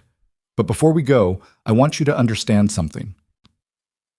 Holloway stepped forward, close enough that his voice dropped below the hearing range of everyone except Kaelin and the nearest guards. "I have spent 5 years building my network: magistrates, members of parliament, banking houses, newspaper editors, society hostesses from London to Edinburgh. You have won this room. But rooms are small things. The world outside these walls belongs to me, and I will use every inch of it to destroy you, this estate, and the woman you have just made the catastrophic mistake of claiming in front of witnesses." He turned, gathered his party with a single glance. Voss fell into step behind him like a shadow obeying its source. Whitfield followed with the mechanical compliance of a man who no longer possessed the will to make independent decisions. Lady Rowe snapped her fan shut with a sound like a pistol shot and walked toward the doors with the measured stride of a woman already composing the first draft of the narrative she would release into London's drawing rooms before the week was out. The doors of the great hall closed behind them. The room exhaled. Kaelin dismissed the household with a single word. Servants filed out in silence, their faces carrying the particular blankness of people who understood they had just witnessed something historic and were not yet equipped to process what it meant. Thorne lingered for 3 seconds, long enough to exchange a look with Kaelin that contained an entire conversation compressed into eye contact, then followed the staff. The hall emptied. The torches guttered. Rain resumed its assault on the windows. Seraphine did not leave. She stood exactly where she had been standing throughout the entire proceeding, near the rear wall, her hands at her sides. Her posture so controlled it looked like something constructed rather than inhabited. She waited until the last footstep had faded and the last door had closed, and then she walked forward, slowly, each step measured. The distance between the rear wall and the dais was approximately 40 feet, and she covered it with the deliberate pace of a woman who intended to use every one of those 40 feet to decide exactly what she was going to say when she arrived. She stopped 6 feet from the dais, close enough to see his face clearly, far enough to maintain the boundary she was about to enforce. "Kael." She spoke the name like an autopsy finding, flat, clinical, a thing that had once been alive and was now evidence. "Seraphine, you knew my name, from the beginning. From the night I found the sketchbook. You purchased my family's debts. Yes, you created the position in the vault specifically to bring me here. Yes. You allowed me to believe you were a groundskeeper for 23 days while you held my father's financial survival in your desk. Yes. Each admission landed like a stone dropped into still water. No justification, no softening. He gave her the raw facts stripped of every comfortable interpretation, because she deserved the architecture without the paint, and because he understood that offering explanations at this moment would be indistinguishable from offering excuses. "Holloway was right about you," she said. Her voice did not tremble. It was worse than trembling. It was steady in the way that steel is steady, the rigidity of a material that has been stressed to its tolerance limit and will either hold or shatter but will not bend. You are not different from him. You are more sophisticated. Your cage has better masonry, but it is still a cage. I know. Do not do that. The first crack in her composure, a flash of heat behind the steel. Do not agree with me as though agreement is the same as accountability. You did not stumble into this. You constructed it. Every morning in that garden was a calculation. Every conversation was intelligence gathering. Every time you stood beside me and let me trust you, you were building the walls tighter around me and calling it protection. Some of it was calculation, he said. Not all of it. Which part was real? The question hit him in a place he had spent 7 years fortifying against exactly this kind of impact. Which part was real? He could answer strategically. He could identify the response most likely to preserve the situation, the careful combination of honesty and framing that would allow her to forgive him without requiring him to actually be vulnerable. He had done it 1,000 times. With allies, with rivals, with every person who had ever stood in this hall and demanded something from the Duke of Blackthorn. But she was not standing in front of the Duke of Blackthorn. She was standing in front of the man who had knelt beside a broken wall at dawn and felt, for the first time in 7 years, the terrifying possibility that preservation might mean something beyond institutional survival. That some things were worth keeping not because they served the fortress, but because they existed. Because they were real. Because a woman with ink on her fingers had told him his mortar was wrong, and the correction had mattered more to him than any council vote or territorial negotiation or financial maneuver he had ever executed. The mortar, he said quietly. The mortar was real. She stared at him. The fury did not leave her face, but something else arrived alongside it, something that lived in the narrow space between anger and grief, the particular devastation of a person who wants very badly to dismiss what they have just heard and cannot. She did not respond. She turned. She walked out of the great hall the same way she had walked in, measured and deliberate, each footstep carrying the weight of a decision she had not yet finished making. The doors closed behind her.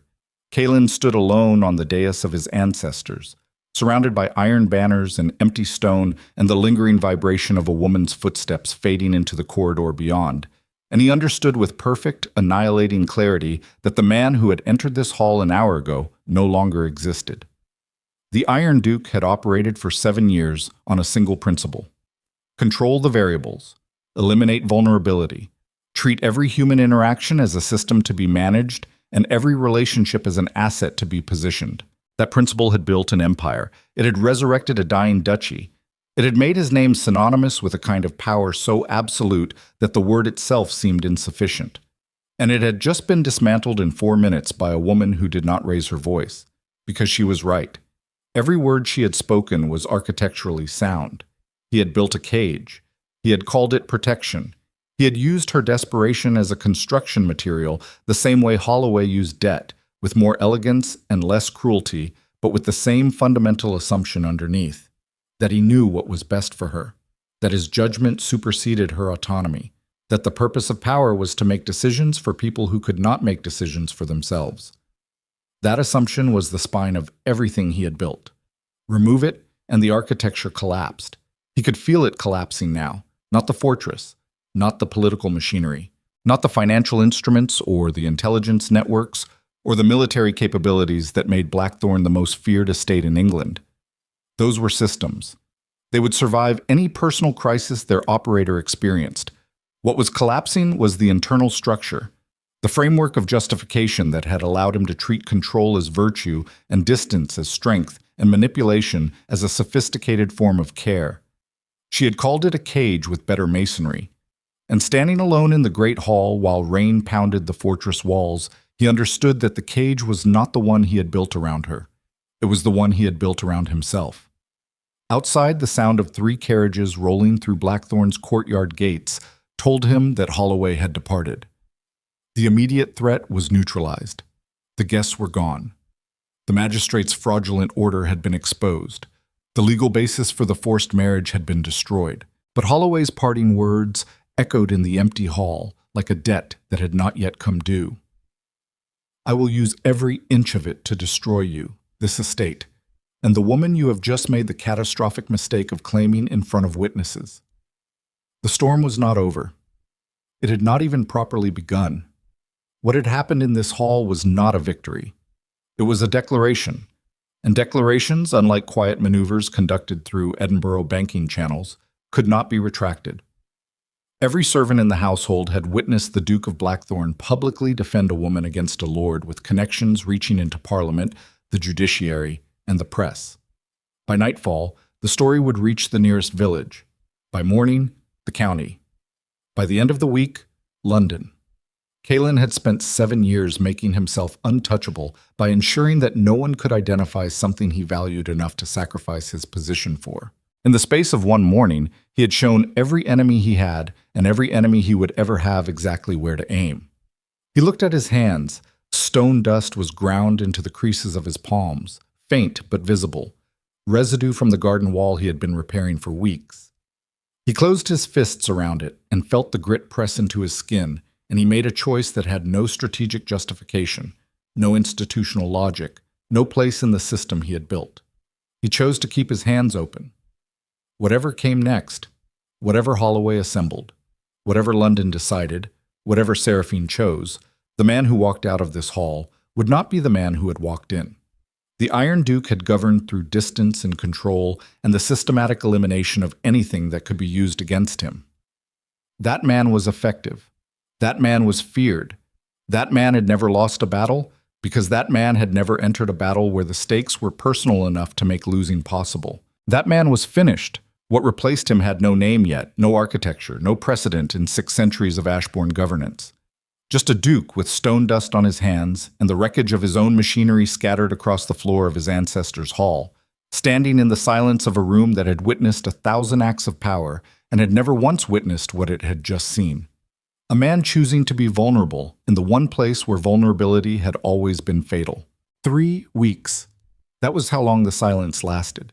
Seraphine did not leave Blackthorn Keep. She did not speak to Caelan. She descended to the manuscript vaults each morning before dawn and emerged after dark, moving through the fortress like a ghost inhabiting corridors she refused to acknowledge as someone else's architecture. She ate alone. She walked alone. She worked with the ferocious concentration of a woman who understood that the moment she stopped working, the things she was refusing to feel would find her. Caelan did not seek her out.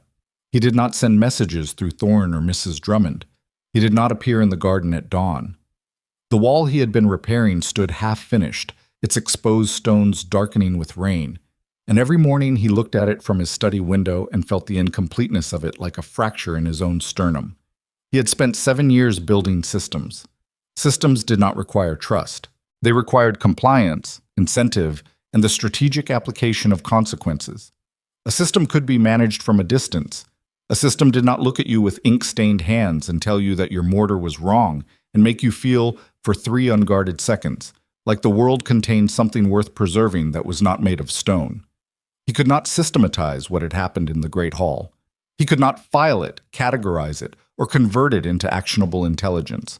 It simply existed, raw and unprocessed, occupying a space in his internal architecture that had no designation because he had never built infrastructure for this particular category of damage. On the 4th day of the 3rd week, Thorne entered the study without knocking and placed a leather dispatch case on the desk. His face carried an expression Caelan had seen exactly twice before in 30 years. Once when the old Duke died. Once when the Privy Council attempted its coup. The expression of a man delivering news that would change the structural conditions of everything that followed. "London," Thorne said. Caelan opened the case. Inside were 4 documents.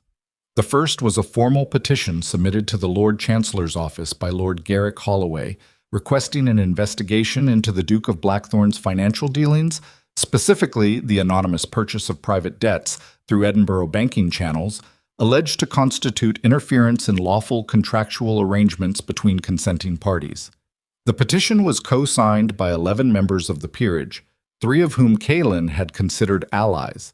The second document was a notice from the Royal Courts of Justice. A hearing had been scheduled for the following month. The Duke of Blackthorn was required to appear and provide testimony regarding his relationship with Lady Seraphine Ashcroft and his motives for purchasing the Ashcroft family debts. The third was a newspaper clipping. The London Herald, page 3. A column by an anonymous correspondent describing in lavish and deliberately humiliating detail how the reclusive Duke of Blackthorn had become so infatuated with a disgraced gentlewoman that he had secretly purchased her family's debts, installed her in his estate under a false name, and was now sheltering her from the lawful claims of her betrothed. The language was surgical, every sentence designed to make Kaelin look not powerful but pathetic, not commanding but desperate. A lonely duke playing rescue with a woman who had been hiding under furniture. The fourth document was a private letter from Lord Ashby, the one remaining ally on the Privy Council whose loyalty Kaelin trusted without reservation. 3 sentences. No greeting, no closing. They are coming for you in force. Holloway has united your enemies under a single banner. The annual gathering of the peerage at Whitmore Hall in 10 days is where the final blow will fall. Every lord, magistrate, and newspaper editor who matters will be present. Whatever you intend to do it there, or do not bother doing it at all. Kaelin read each document once. Then he set them down and placed both hands flat on the desk, fingers spread, pressing into the wood hard enough that his knuckles whitened. His breathing was controlled. His pulse was controlled. Everything visible was controlled. But beneath the surface, in the machinery that actually drove his decisions, something was running a calculation that the old Kaelin, the Iron Duke, the man who had governed through distance and strategic elimination, would never have allowed. The old calculation was simple. What protects Blackthorn? The answer was always the same. Distance. Deniability. The systematic removal of anything personal that could be weaponized by an enemy. The new calculation was different. It asked a question the old one had never needed to ask. What happens to the person you are protecting if you protect yourself first? The answer was clear. If he retreated, if he denied his involvement, if he distanced himself from Seraphine to preserve his political position, Holloway would reach her within days. The debts he held could be challenged in court. The marriage contract could be reinstated by a sympathetic judge. And a woman who had already been hunted across London, stripped of her reputation, and driven into hiding would be dragged back into the machinery that had been grinding her down since the day her father signed away her future.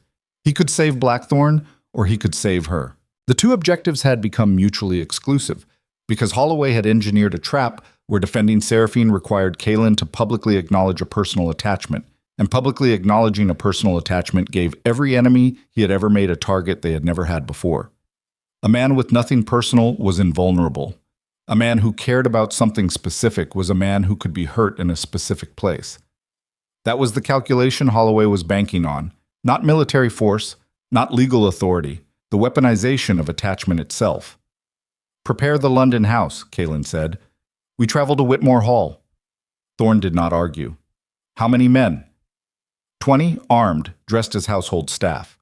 I want Blackthorn's intelligence network activated across every London district, every newspaper editor, every parliamentary secretary, every clerk in the Lord Chancellor's office. I want to know the name of every person Holloway has contacted in the past 3 weeks, what he promised them, and what he threatened them with. That is a significant operation. Holloway has declared war. Significant operations are the minimum response. And Lady Ashcroft? Kaelin's hands lifted from the desk. He straightened, looked at the window where the garden wall was visible through rain-streaked glass, its half-finished repairs standing like an accusation against the gray sky. She decides for herself. Tell her what is happening, all of it. The petition, the hearing, the newspaper column, Holloway's plans. Hide nothing, soften nothing. Give her every piece of information I have and let her make her own choice about whether to stay, leave, or fight. She may choose to leave.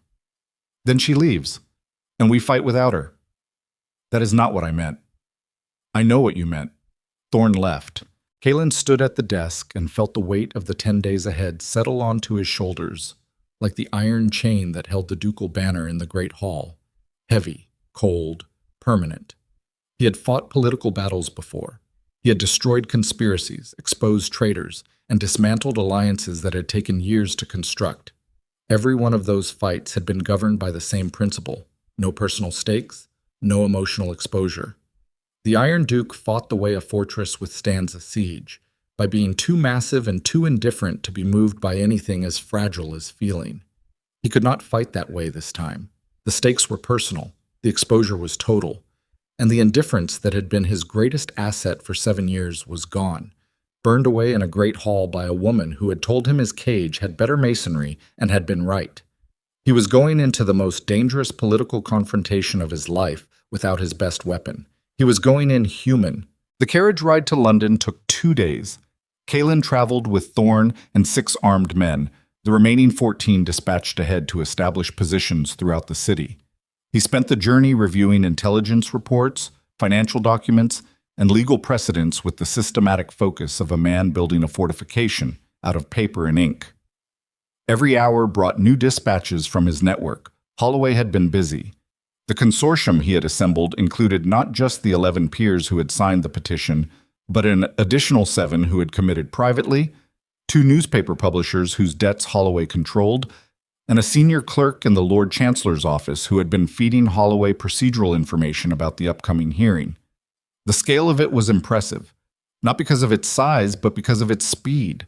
Holloway had constructed an operational alliance targeting a sitting duke in less than 3 weeks. The man was not merely a predator. He was an architect of destruction, capable of building siege works as efficiently as Caelan built defenses. On the morning of the second day, the carriage stopped at a coaching inn outside the city, and Thorne handed Caelan a folded note that had been delivered by a rider from Blackthorn. Caelan opened it. 2 lines in a handwriting he recognized instantly, the same hand that had filled a leather sketchbook with drawings of a house she was losing. "I am not staying because you asked. I am coming because the man who is trying to destroy you is the same man who tried to destroy me. I know his machinery. You need what I know. I will arrive in London by Thursday. No signature, no closing, no warmth, just the bare structural facts of a woman who had decided to fight alongside someone she had not yet forgiven, because the enemy they shared was more dangerous than the anger between them."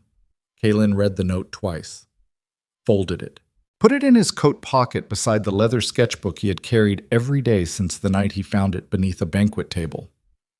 Whitmore Hall occupied an entire block of Mayfair, a Georgian monument to inherited wealth that served once a year as the unofficial parliament of England's aristocracy. The annual gathering was not a social event, it was a power audit. Every major house sent representatives. Alliances were assessed, grievances aired, and the invisible hierarchy that actually governed the country, the one that operated beneath the official machinery of Parliament and Crown, was recalibrated based on who had gained strength and who had lost it. Holloway had chosen this venue with the instincts of a man who understood that power was performance. A private confrontation could be managed. A public confrontation, witnessed by every family that mattered, could not be walked back. Whatever happened at Whitmore Hall would become the official narrative, written into the collective memory of the aristocracy with the permanence of stone engraving. Caelan arrived on the first evening wearing the full Ashbourne regalia, every pin, every insignia, every visible marker of 6 centuries of unbroken authority. He entered through the main doors because the Iron Duke did not use side entrances, and the room responded the way rooms always responded to his presence. Conversations dimmed, gazes shifted.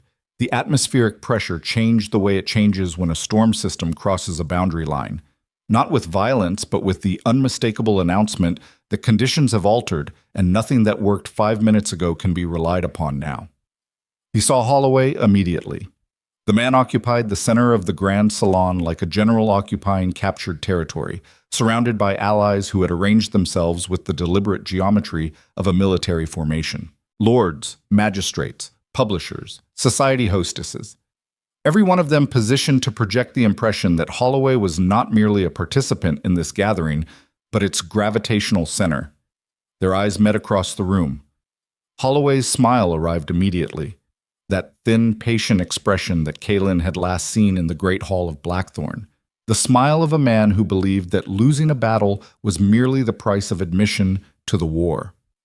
The first 2 hours were preliminary engagements, drawing room conversations that functioned as intelligence exchanges. Lord Ashby found Caelan near the terrace and delivered a compressed briefing in the clipped tones of a man who knew they were being watched. "He has the votes. If this goes to a formal hearing, the committee will be stacked. Whitfield is compromised. Lord Garrett owes Holloway his second son's commission. Lady Rowe has been feeding the newspapers for 3 weeks straight. The narrative is set. Obsessed Duke. Disgraced woman. Abuse of financial power for personal acquisition. What about the evidence? Your evidence is strong but defensive. It proves you purchased the debts legally. It proves the marriage contract lacks foundation. It proves Whitfield's jurisdiction was fraudulent. But it does not tell a story. It dismantles Holloway's story without replacing it. In a room full of lords who make decisions based on narrative rather than evidence, that is a losing position. Then we change the narrative? With what? Kalen did not answer immediately. His gaze moved across the room to the main entrance, where a woman had just appeared in the doorway. Seraphine wore black. Not the black of mourning, but the black of intent. A dress cut with the severe precision of someone who understood that in this environment, clothing was armor, and simplicity was a statement about what you refused to perform. Her hair was pinned with architectural precision. Her face carried no expression that could be cataloged as anything other than absolute, uncompromising readiness. She did not scan the room for allies. She did not hesitate at the threshold. She walked in the way Kalen had walked in, through the front, without apology, occupying space she had every right to occupy, even though every person in this room had spent 3 weeks being told she had no right to exist in their world at all. Every head turned. The whisper network activated with the speed of a brush fire. Lady Ashcroft, the disgraced one. She is here. She came. The nerve, the audacity, the sheer structural insolence of a woman walking into the one room in England where her destruction had been most thoroughly arranged. She crossed the salon without stopping, without acknowledging the whispers, without performing either defiance or submission. She simply walked, and the crowd parted for her. Not out of respect, but out of the animal instinct that makes people step aside when they sense that the person approaching them has moved past the point where social consequences carry any weight. She stopped in front of Kalen. They looked at each other. Not the way they had looked at each other in the garden, with the careful curiosity of two people constructing something tentative. Not the way they had looked at each other in the great hall, with fury and betrayal and the wreckage of trust collapsing between them. This was different. This was two people standing in the most hostile room in England, stripped of every disguise they had ever used, looking at each other with the brutal clarity that only comes when you have already lost everything that made pretense possible. "I have documents," she said. Her voice carried no warmth, no softness, the same clipped efficiency she had used the night he found her under the table. Words as tools. Communication as engineering. 5 years of Holloway's financial operations. Contracts my father signed that I copied before the originals were confiscated. Correspondence between Holloway and 3 members of the current judiciary offering favorable rulings in exchange for debt forgiveness. And a ledger showing payments to Lady Rowe for the fabrication and distribution of at least 7 reputation-destroying campaigns against women whose families Holloway was acquiring. Kalen stared at her. "You kept records." "I keep records of everything. I am an archivist. It is what we do." "For 5 years. My father was being consumed by a predator. I could not stop the consumption, but I could document every bite. I did not know when the documentation would become useful. I knew it would become useful eventually, because men like Holloway always assume that the people they are crushing are too broken to fight back. And that assumption is always, eventually, the thing that destroys them." Lord Ashby, standing 3 feet away, exhaled through his nose with the controlled satisfaction of a man watching a chess match pivot on a single move. "Lady Ashcroft, you have evidence of judicial corruption. I have evidence of a criminal enterprise operating under the protection of aristocratic privilege, and I am prepared to present it tonight in front of every family that matters before Holloway has the opportunity to control the room." Kalen's pulse was hammering. He could feel it in his wrists, his throat, the hollow behind his sternum. Not fear. Something that lived adjacent to fear but carried a different charge. The recognition that the person standing in front of him was not a woman he needed to rescue. She was a woman who had spent 5 years building a weapon in silence while the world assumed she was broken, and she had walked into the most dangerous room in England carrying that weapon the way soldiers carry ammunition, with the calm certainty of someone who knows exactly how much damage they intend to do. "Together," Kalen said. The word came out before the calculation was complete. which meant it was not a strategic decision. It was something else, something that emerged from the place where the old architecture had collapsed and the new architecture had not yet been built. We present it together.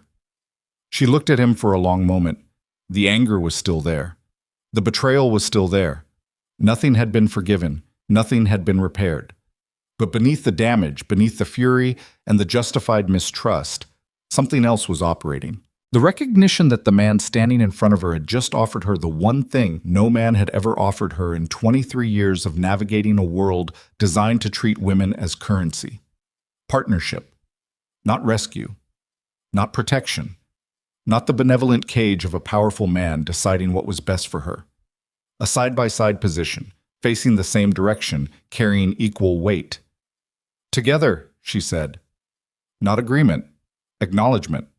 A structural assessment that the configuration made tactical sense, delivered with the emotional temperature of an engineer approving a load-bearing calculation.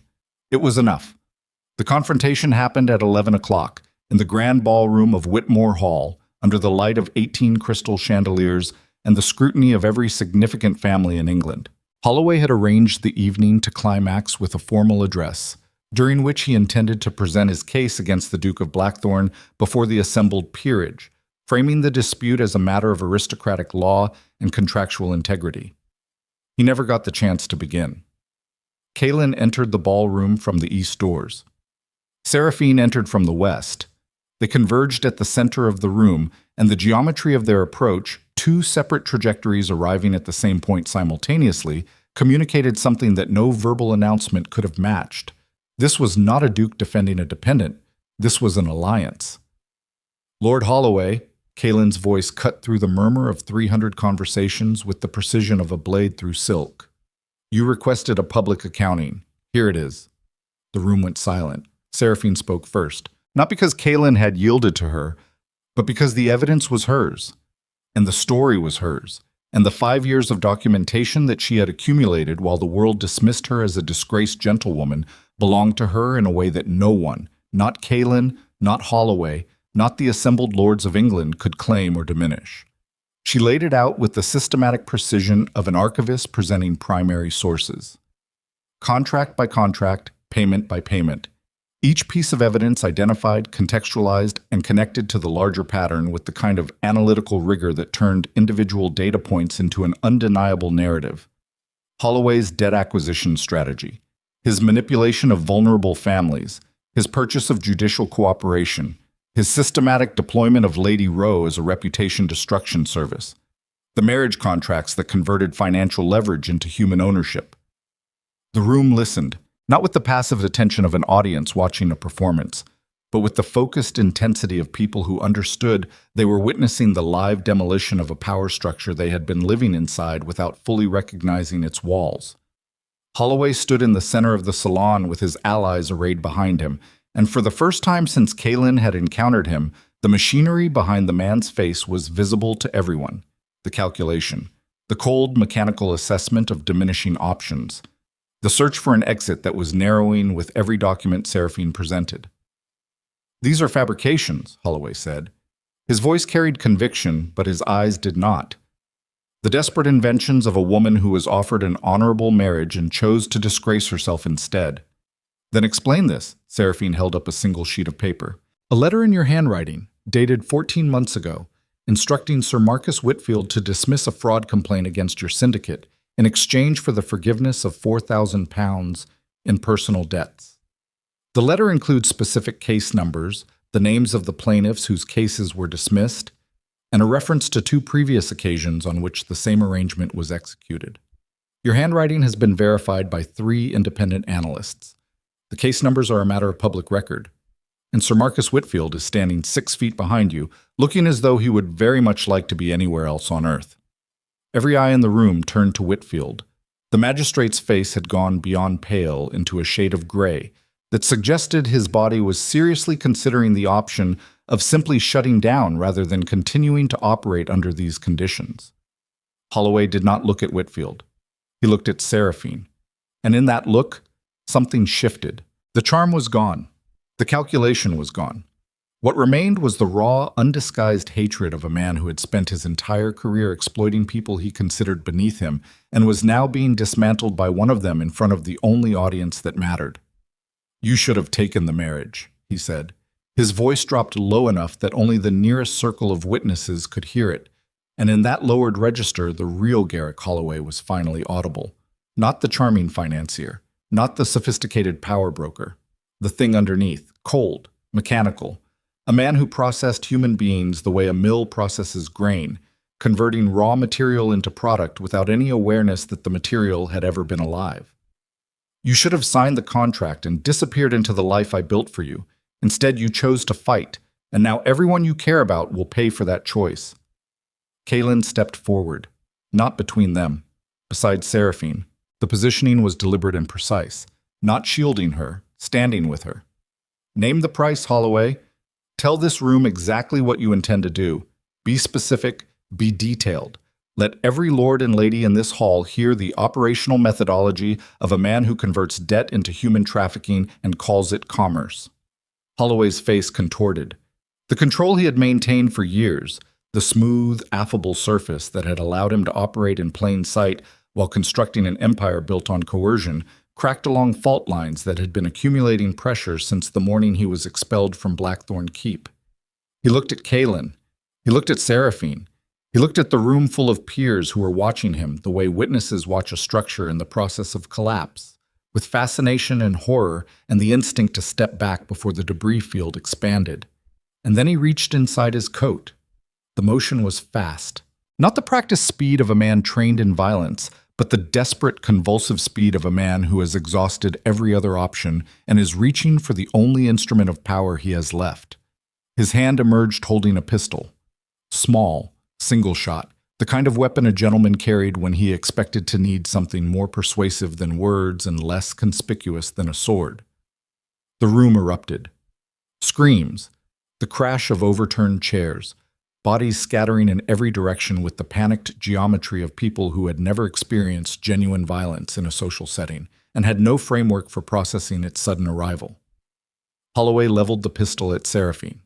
Kaylin moved, not with the explosive speed of a man reacting to danger, with the precise, economical motion of someone who had calculated the distance, the angle, and the time required before the weapon was even fully raised. He crossed the 3 feet between them in a step and a half, his left hand closing around Holloway's wrist, his right hand driving into the man's elbow with enough force to hyperextend the joint and send the pistol spinning across the marble floor. The motion took less than 2 seconds. It was not elegant. It was not performative. It was the applied physics of a man who understood that violence, like everything else, was a system, and systems responded to precision faster than they responded to force. Holloway hit the floor. The impact was loud enough to be heard over the screaming. Kaylin stood over him with one boot planted beside Holloway's shoulder, and his breathing controlled with visible effort, every muscle in his body locked into a stillness that was not calm but its opposite, the rigid containment of a man holding back enough fury to dismantle the person beneath him and understanding with cold clarity that doing so would destroy everything the last 10 minutes had built. He wanted to break him. The impulse was not abstract. It was specific, physical, located in his hands and his shoulders and the place behind his sternum where 7 years of compressed emotion had been stored without access. Holloway had hunted a woman across London, had purchased her family, had tried to sell her into a marriage designed to erase her as a human being, had stood in this room and told her she should have accepted her own annihilation, had pointed a weapon at her face in front of 300 witnesses. Every instinct in Kaylin's body was demanding completion, demanding the final application of force that would end Holloway permanently and remove the threat with the definitive efficiency the Iron Duke was built for. He looked at Seraphine. She stood exactly where she had been standing when the weapon was drawn. She had not moved, she had not flinched, she had not screamed. She stood with her document still in her hands and her chin raised and her eyes locked on Kaylin's face with an expression that contained no fear, no gratitude, no relief. Just attention. The focused, unwavering attention of a woman watching to see what the man in front of her would choose to become in the moment when becoming was the only thing left. Kaylin's hands opened. His breathing slowed. He stepped back from Holloway's body with the deliberate precision of a man setting down a weapon he had decided not to use. Guards materialized. Ashby's men. They seized Holloway and hauled him upright, and the man who had controlled the finances and fates of a dozen families hung between them with blood on his lip, and something broken in his expression that went deeper than any physical injury. The ballroom was chaos. Screaming had given way to the frantic murmur of 300 people trying to construct a narrative that would explain what they had just witnessed. But at the center of the chaos, in the 3 feet of marble floor where a duke had disarmed a lord and chosen restraint over destruction, there was silence. Kalen turned to face the room. His coat was torn at the shoulder. His knuckles were split. A line of blood ran from a cut above his right eyebrow where Holloway's elbow had connected during the struggle. He looked exactly like what he was. A man who had just been in a fight. Not a ceremonial man, not a title. A man with blood on his face and the wreckage of his composure scattered across the marble floor alongside the wreckage of his enemy's weapon. Lord Holloway attempted to discharge a firearm at an unarmed woman in the presence of 300 witnesses, he said. His voice carried, but barely. The rawness in it was not performance. It was the sound of a man speaking from a place he had never spoken from before. The place where the architecture had collapsed, and the only thing left was the foundation. Lady Ashcroft's evidence stands. Every document she has presented will be submitted to the Lord Chancellor's office tomorrow morning. Any lord or official implicated in Holloway's operations has until dawn to present themselves voluntarily. After dawn, the choice will no longer be available. And then he stopped. Because across the room, through the scattered crowd and the overturned chairs, and the shattered glass of dropped champagne flutes, Seraphine was looking at him. And in her eyes, for the first time since the morning she had discovered who he was, the anger was not alone. Something else lived beside it now.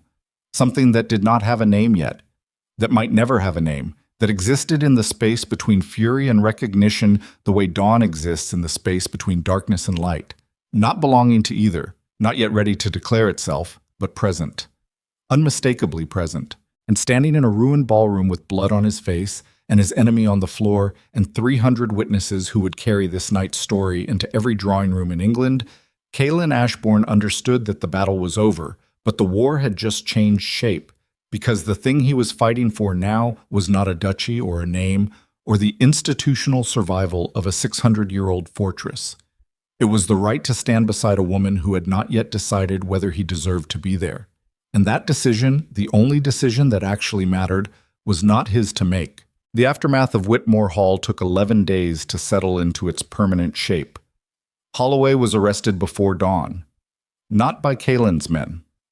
By Crown officers dispatched from the Lord Chancellor's office after Lord Ashby hand-delivered Seraphine's evidence portfolio to the Chancellor's private residence at 2 o'clock in the morning, bypassing every compromised clerk and purchased intermediary in the judicial system.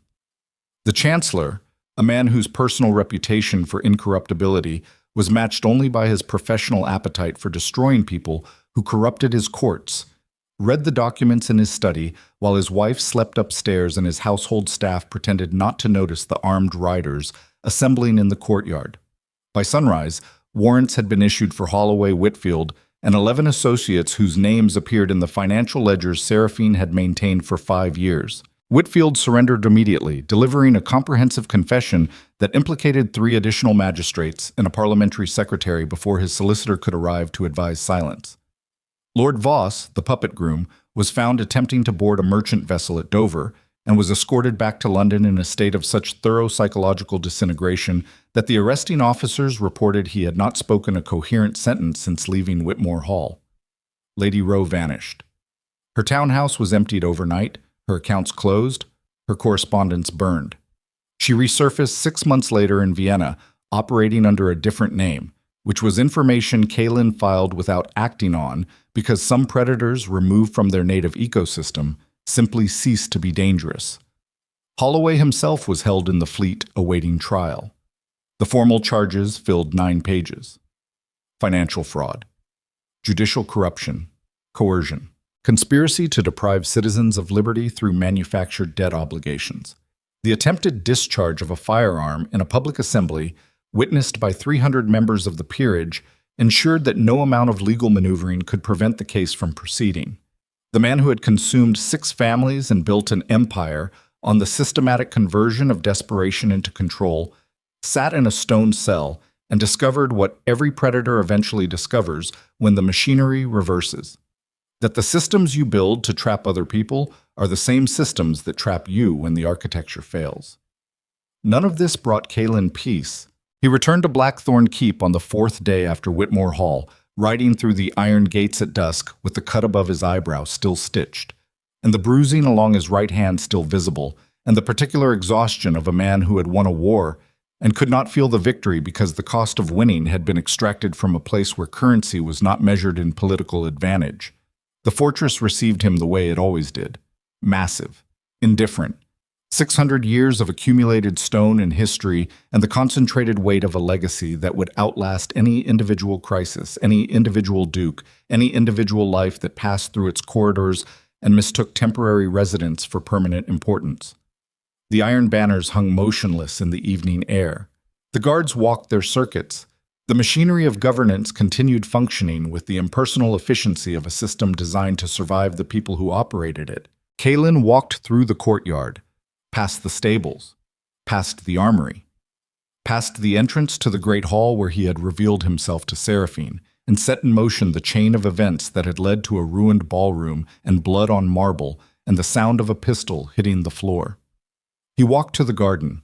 The wall was still half finished. 3 weeks of rain had darkened the exposed stones and washed loose mortar from the joints he had set before everything changed. The wisteria that climbed the older section of wall had begun encroaching on the damaged area, its woody stems probing the gaps between stones with the patient, insistent progress of something that had been growing for decades and would continue growing for decades more, indifferent to the human dramas that occurred beneath its canopy. He stood in front of the wall and looked at it, not with the analytical assessment of a man evaluating a structural problem, with the unfocused gaze of a man staring at something that had come to represent more than its physical form, the way certain objects accumulate meaning through proximity to experience until they stop being objects and become markers. Evidence that a particular period of time was real and that the person who lived through it was changed by it in ways that cannot be reversed. He had built this wall with his own hands, not because it needed a duke to repair it, because the act of placing one stone against another and binding them with material that hardened over time had been, for 23 mornings, the only honest thing in his life.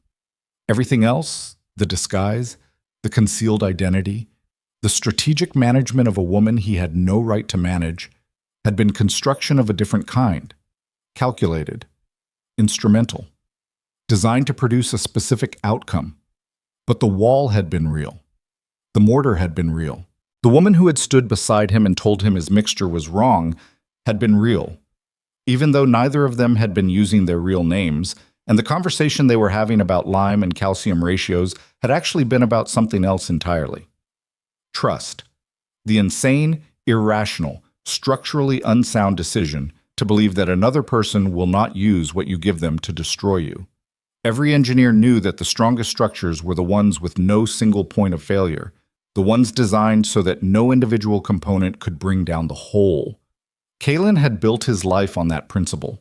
Distribute the load, eliminate dependency, never create a condition where the failure of one element cascades into systemic collapse.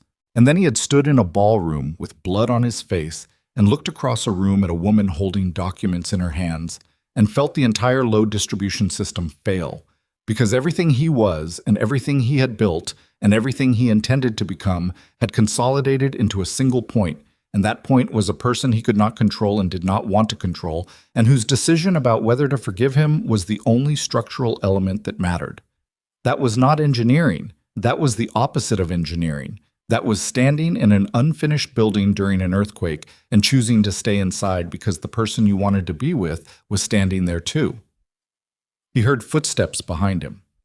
Not Thorne's measured cadence, not the heavy boots of a guard. Lighter, deliberate. The footsteps of someone who had decided to arrive at this specific place at this specific moment and had walked here with the full knowledge of what the arrival would mean. Seraphine stopped at the garden entrance. She had changed since Whitmore Hall. Not in appearance, in atmosphere. The coiled, defensive tension that had defined her posture since the morning she discovered his identity was still present, but it had shifted, the way the tension in a drawn bow shifts when the archer adjusts their aim. Still loaded, still capable of release, but pointed in a different direction. She looked at the wall, at his hands, at the mortar bucket sitting where he had left it 3 weeks ago, its contents hardened into a gray mass that would need to be chipped out and replaced. "The mortar is ruined," she said. "I know. You will need to mix a new batch. I know that too. Higher calcium ratio this time. You mentioned that." She walked forward, slowly. Each step carrying the weight of a decision being made in real time, not a decision that had been reached in advance and was now being executed, but one that was being constructed step by step, the way you build a wall, one stone at a time, testing each placement before committing to the next. She stopped beside him, close enough that he could see the ink stains on her fingers, fresh ones, which meant she had been working in the vaults again, which meant she had not left Blackthorn during his absence, which meant something he was not yet willing to name because naming it would make it subject to the same machinery of analysis and strategy that had corrupted everything else. "I read the court filings," she said. "Thorne provided them. And? Holloway will be convicted. The evidence is comprehensive. His network is dismantled. Whitfield's confession alone would be sufficient, but combined with my documentation, the case is structurally unassailable." "Good. My father's debts, the ones you purchased. Forgiven. The instruments were destroyed yesterday. Your father owes nothing to anyone." She turned her head and looked at him with an expression he had never seen before and could not immediately classify. It contained elements of the anger she had carried since the Great Hall, and elements of something older and deeper, the particular expression of a person who has been fighting so long that the cessation of combat does not register as relief, but as disorientation, the vertigo of someone who has been bracing against a force that suddenly disappears. "You destroyed them. They served no purpose. I did not purchase your family's debts to hold them over you. I purchased them to remove Holloway's leverage. And now that Holloway is gone, the leverage has no function, so you eliminated it." "Yes. Without telling me first." He paused, recognized the pattern. Another decision made on her behalf without her participation. Another act of unilateral control disguised as generosity. The architecture he had spent his entire adult life building, the assumption that he knew best, that his judgment superseded other people's autonomy, that the purpose of power was to make decisions for those who could not make them for themselves. It was still there, still operating, still producing the same structural errors even after the Great Hall, even after Whitmore, even after a woman had stood in front of him and told him his cage had better masonry. "You're right," he said. "I should have told you. I should have asked." "Yes, you should have. I do not know how to do this." The admission came out unplanned and unedited, the verbal equivalent of a load-bearing wall suddenly developing a visible crack.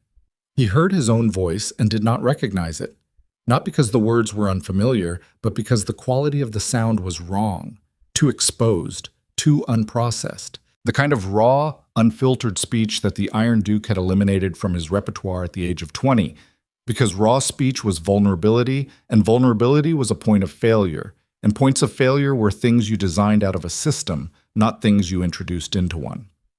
"I have governed this estate for 7 years by controlling every variable, every relationship, every interaction, every piece of information. I made decisions for thousands of people because I believe my judgment was the most reliable variable available, and for 7 years that belief produced results. The duchy recovered. The alliances stabilized. The enemies were neutralized. Every metric I had confirmed that the system worked." He looked at his hands. Stone dust from weeks ago still lived in the creases. "And then I met you under a table, and the system stopped being adequate. Not because you broke it, because you showed me what it cost. Every person I controlled was a person I could not trust. Every decision I made for someone else was a relationship I could not have. I built a fortress that could withstand any siege, and the price was that nothing alive could grow inside it." The garden was quiet. The evening light had shifted from gold to amber to the deep, saturated bronze that preceded dusk. And in that light, the old stones of the wall looked like they were glowing from within, holding on to the day's warmth, the way old structures hold on to the accumulated temperature of everything they have absorbed. Seraphine did not speak for a long time. She stood beside him and looked at the wall, and her silence was not the silence of someone withholding a response. It was the silence of someone processing information with the rigorous care of an archivist examining a document that might be genuine or might be forged, and who understands that the determination cannot be rushed because the consequences of a wrong conclusion are too severe. "The mortar," she said finally. He looked at her. "The morning you told me your name was Kael, I corrected your mortar mixture, and you stopped what you were doing and listened. You did not dismiss me. You did not explain why your method was adequate. You did not perform the particular brand of condescending patience that men in your position deploy when a woman offers them technical information they did not request. You stopped. You listened. You adjusted." She paused. "That was real." "Yes." "And the wall, the fact that you were out here every morning repairing something that the estate staff considered non-essential, that was real." "Yes." "And when you told Holloway to leave Blackthorn, when you stood in the Great Hall and told every person in your household that no one would claim authority over me, that was real.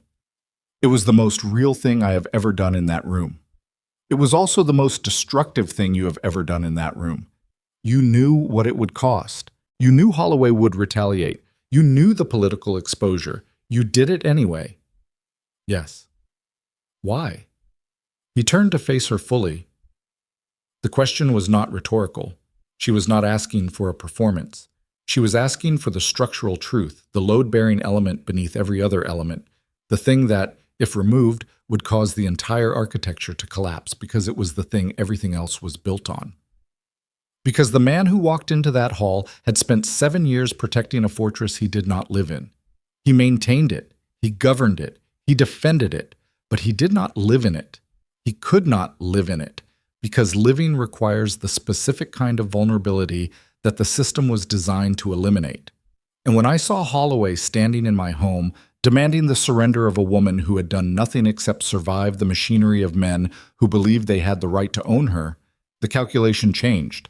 Not the political calculation, the one underneath, the one that determines what you are actually willing to lose and what you are not. He stopped, swallowed, continued. "I was willing to lose the political position. I was willing to lose the alliances. I was willing to lose the reputation I had spent 7 years constructing. I was not willing to lose you. And the fact that I was not willing to lose you was the first honest thing I had felt since the day I inherited this estate. And it terrified me more than any enemy I have ever faced, because enemies can be outmaneuvered. What I feel for you cannot be outmaneuvered. It just exists. And I have no system for managing things that just exist." The words hung in the garden air like the last notes of a piece of music that has ended, but whose resonance has not yet faded. Seraphine absorbed them the way she absorbed everything, completely, with the analytical rigor and emotional honesty of a woman who had spent her life documenting the truth and understood that truth, unlike mortar, could not be mixed to specification. It arrived in whatever ratio it arrived in, and your only choice was whether to accept the mixture or reject it. "I have not forgiven you," she said. "I know. I may not forgive you for a very long time. I know that too. What you did was wrong. The debts, the advertisement, the disguise. Every morning in this garden was built on a lie, and the fact that the lie was constructed out of good intentions does not change its architecture. A wall built on a false foundation does not become sound because the builder meant well. No, it does not. But," she stopped, drew a breath that carried the particular quality of a person stepping off a ledge they have been standing on for a long time, not jumping but choosing to step, deliberately, with full awareness of the distance below. "The man who built that wall is not the same man who lied about who he was. I have watched you closely enough to understand that. The system you operated was wrong. The person inside the system was not." She looked at the unfinished wall, reached out and touched one of the stones he had placed, running her fingers along its surface the way she touched manuscripts, with the gentle precision of someone who understood that old things carried their history in their texture. "I will not be managed," she said. "I will not be positioned. I will not be a variable in your calculations or an asset in your governance. If I stay at Blackthorn, I stay as a person, not a project, not a rescue, not a point on your strategic map. A person who makes her own decisions and lives with her own consequences and does not require a duke to determine her trajectory. I understand.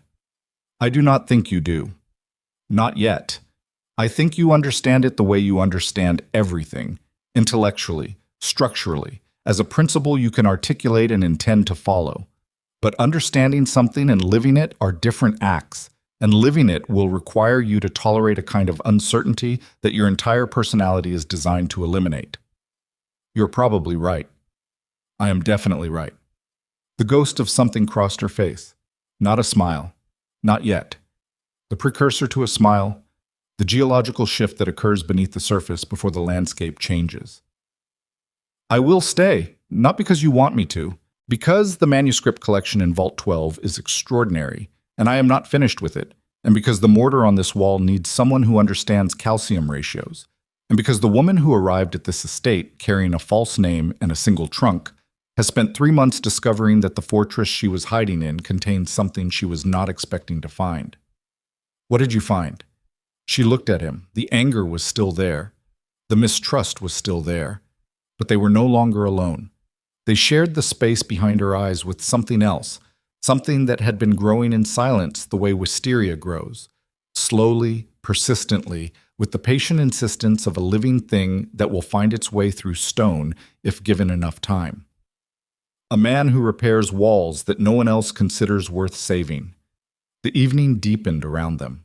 The garden settled into the blue-gray hush that comes when daylight concedes and darkness has not yet committed, the interval where the world exists in neither state and everything feels provisional, temporary, open to revision.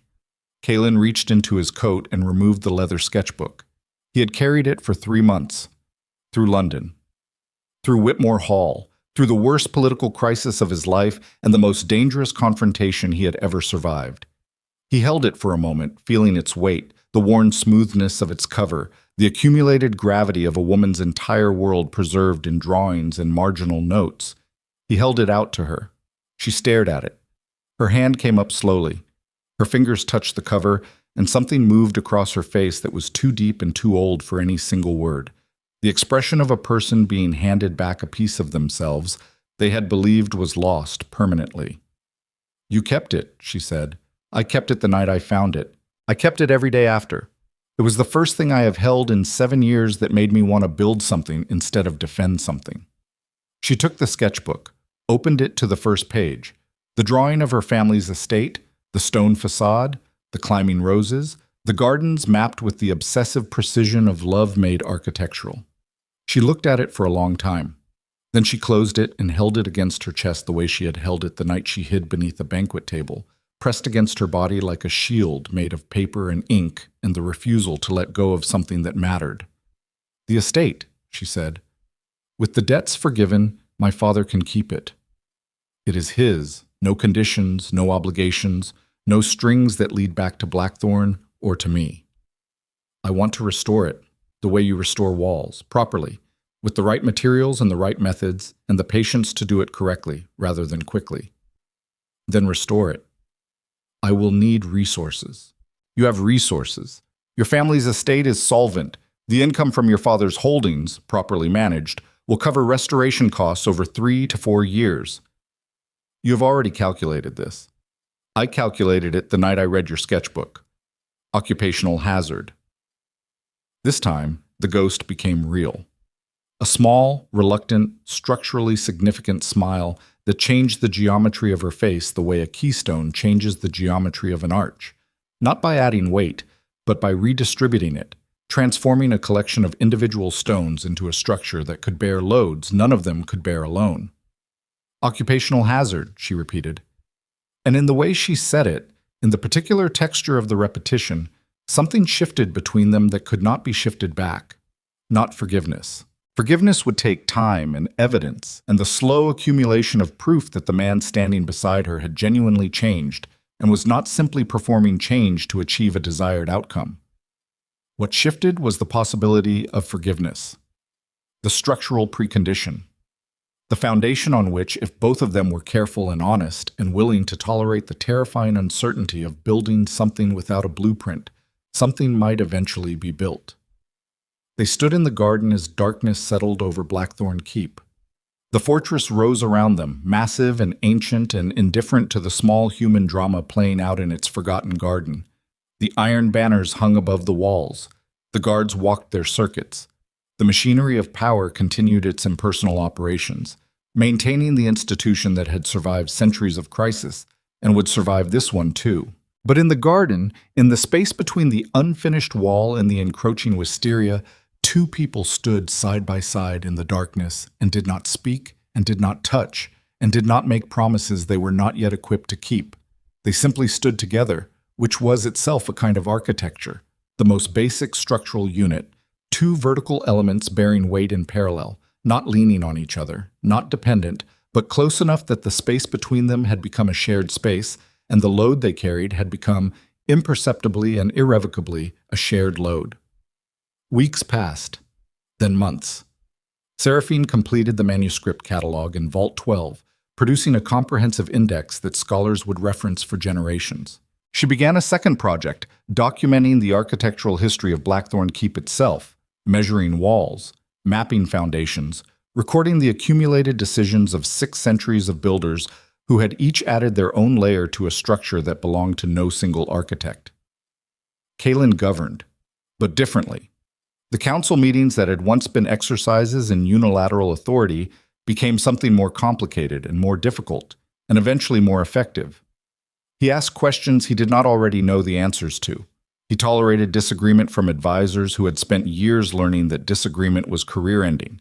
He made decisions more slowly, which cost him the particular satisfaction of decisive action, but produced outcomes that the people affected by those decisions actually understood and supported. They met in the garden every morning. He mixed mortar with the corrected calcium ratio.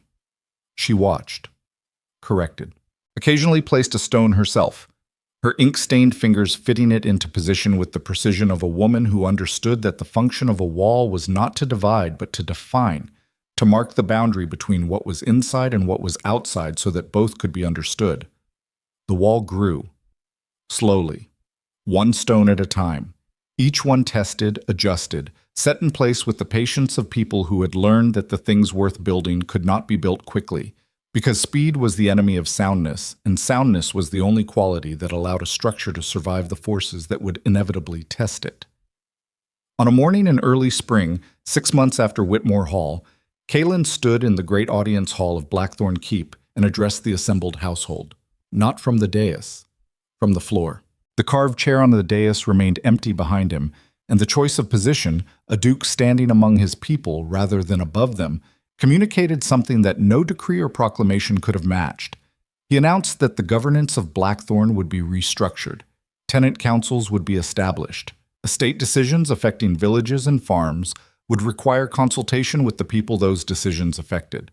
The library in the North Tower, closed for 40 years, would be reopened and made available to anyone on the estate who wished to use it.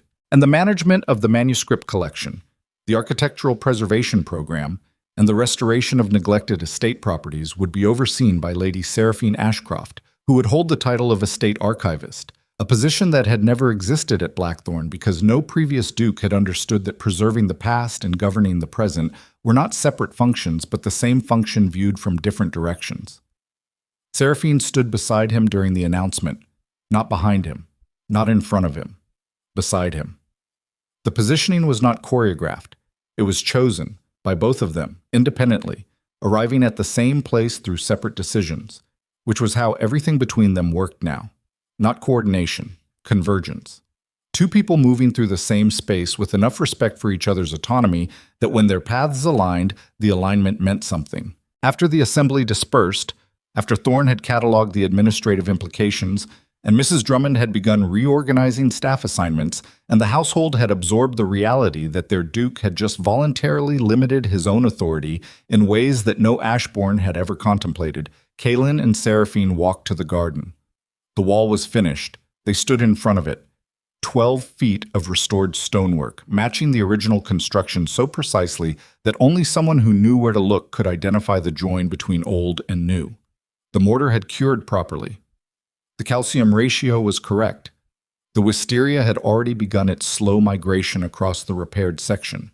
threading its stems into joints and crevices, binding new stone to old with the patient tenacity of a living thing that understood time better than any human architect.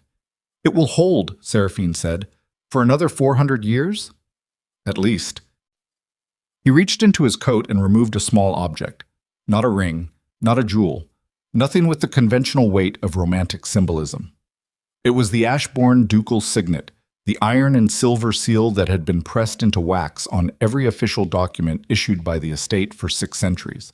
The object that was not merely a symbol of authority, but the physical instrument through which that authority was exercised. He placed it in her hand. She looked at it, looked at him. "This is not a proposal," he said. "I know. It is a transfer of trust. That seal gives you authority to act on behalf of Blackthorn in any matter you deem appropriate. Legal, financial, governmental. You are not being given a position within my authority. You are being given a share of the authority itself. You are giving me the power to make decisions that affect everything you have built. Yes. Decisions you might disagree with. Almost certainly. And you are doing this knowing that I have not forgiven you." He held her gaze.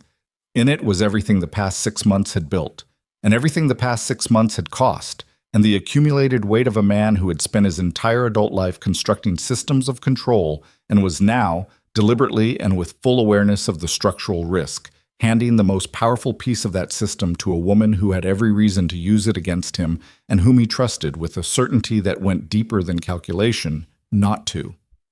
"I am doing this because the man I was would never have done it. And the man I am becoming needs to prove, to himself as much as to you, that the change is structural, not cosmetic, not strategic, structural, down to the foundation." She closed her fingers around the signet. The iron was cold. The silver caught the morning light and threw it back in small, sharp reflections that moved across the garden wall like signals from a language older than speech. "I will hold this," she said, "not as a gift, as evidence. Proof that the walls you build from now on are walls we both designed." She did not say she forgave him. She did not say she loved him. She said something more precise and more honest and more architecturally sound than either of those declarations would have been. She said she would stay. She said she would build. She said the structure they were creating together, stone by stone, morning by morning, with the corrected mortar and the patient hands and the absolute refusal to rush what could not be rushed, was real. And standing in the garden of Blackthorn Keep, surrounded by 400-year-old walls and iron banners, and the accumulated legacy of a dynasty that had survived centuries by being harder and colder and more impenetrable than the stone it was built from, the Duke of Blackthorn felt something he had not felt since the morning a 20-year-old boy stood in this same courtyard and realized that everything his father had left him was falling apart. He felt the ground beneath him hold, not because he controlled it, not because he had engineered the conditions to ensure stability, because someone was standing beside him who had chosen, freely and without coercion, to share the weight. And the ground that holds because someone shares your weight is different from the ground that holds because you have fortified it against collapse. The first kind endures through force. The second kind endures through something that has no name in the vocabulary of power and no place in the architecture of control, but is, in the end, the only material strong enough to build anything that lasts.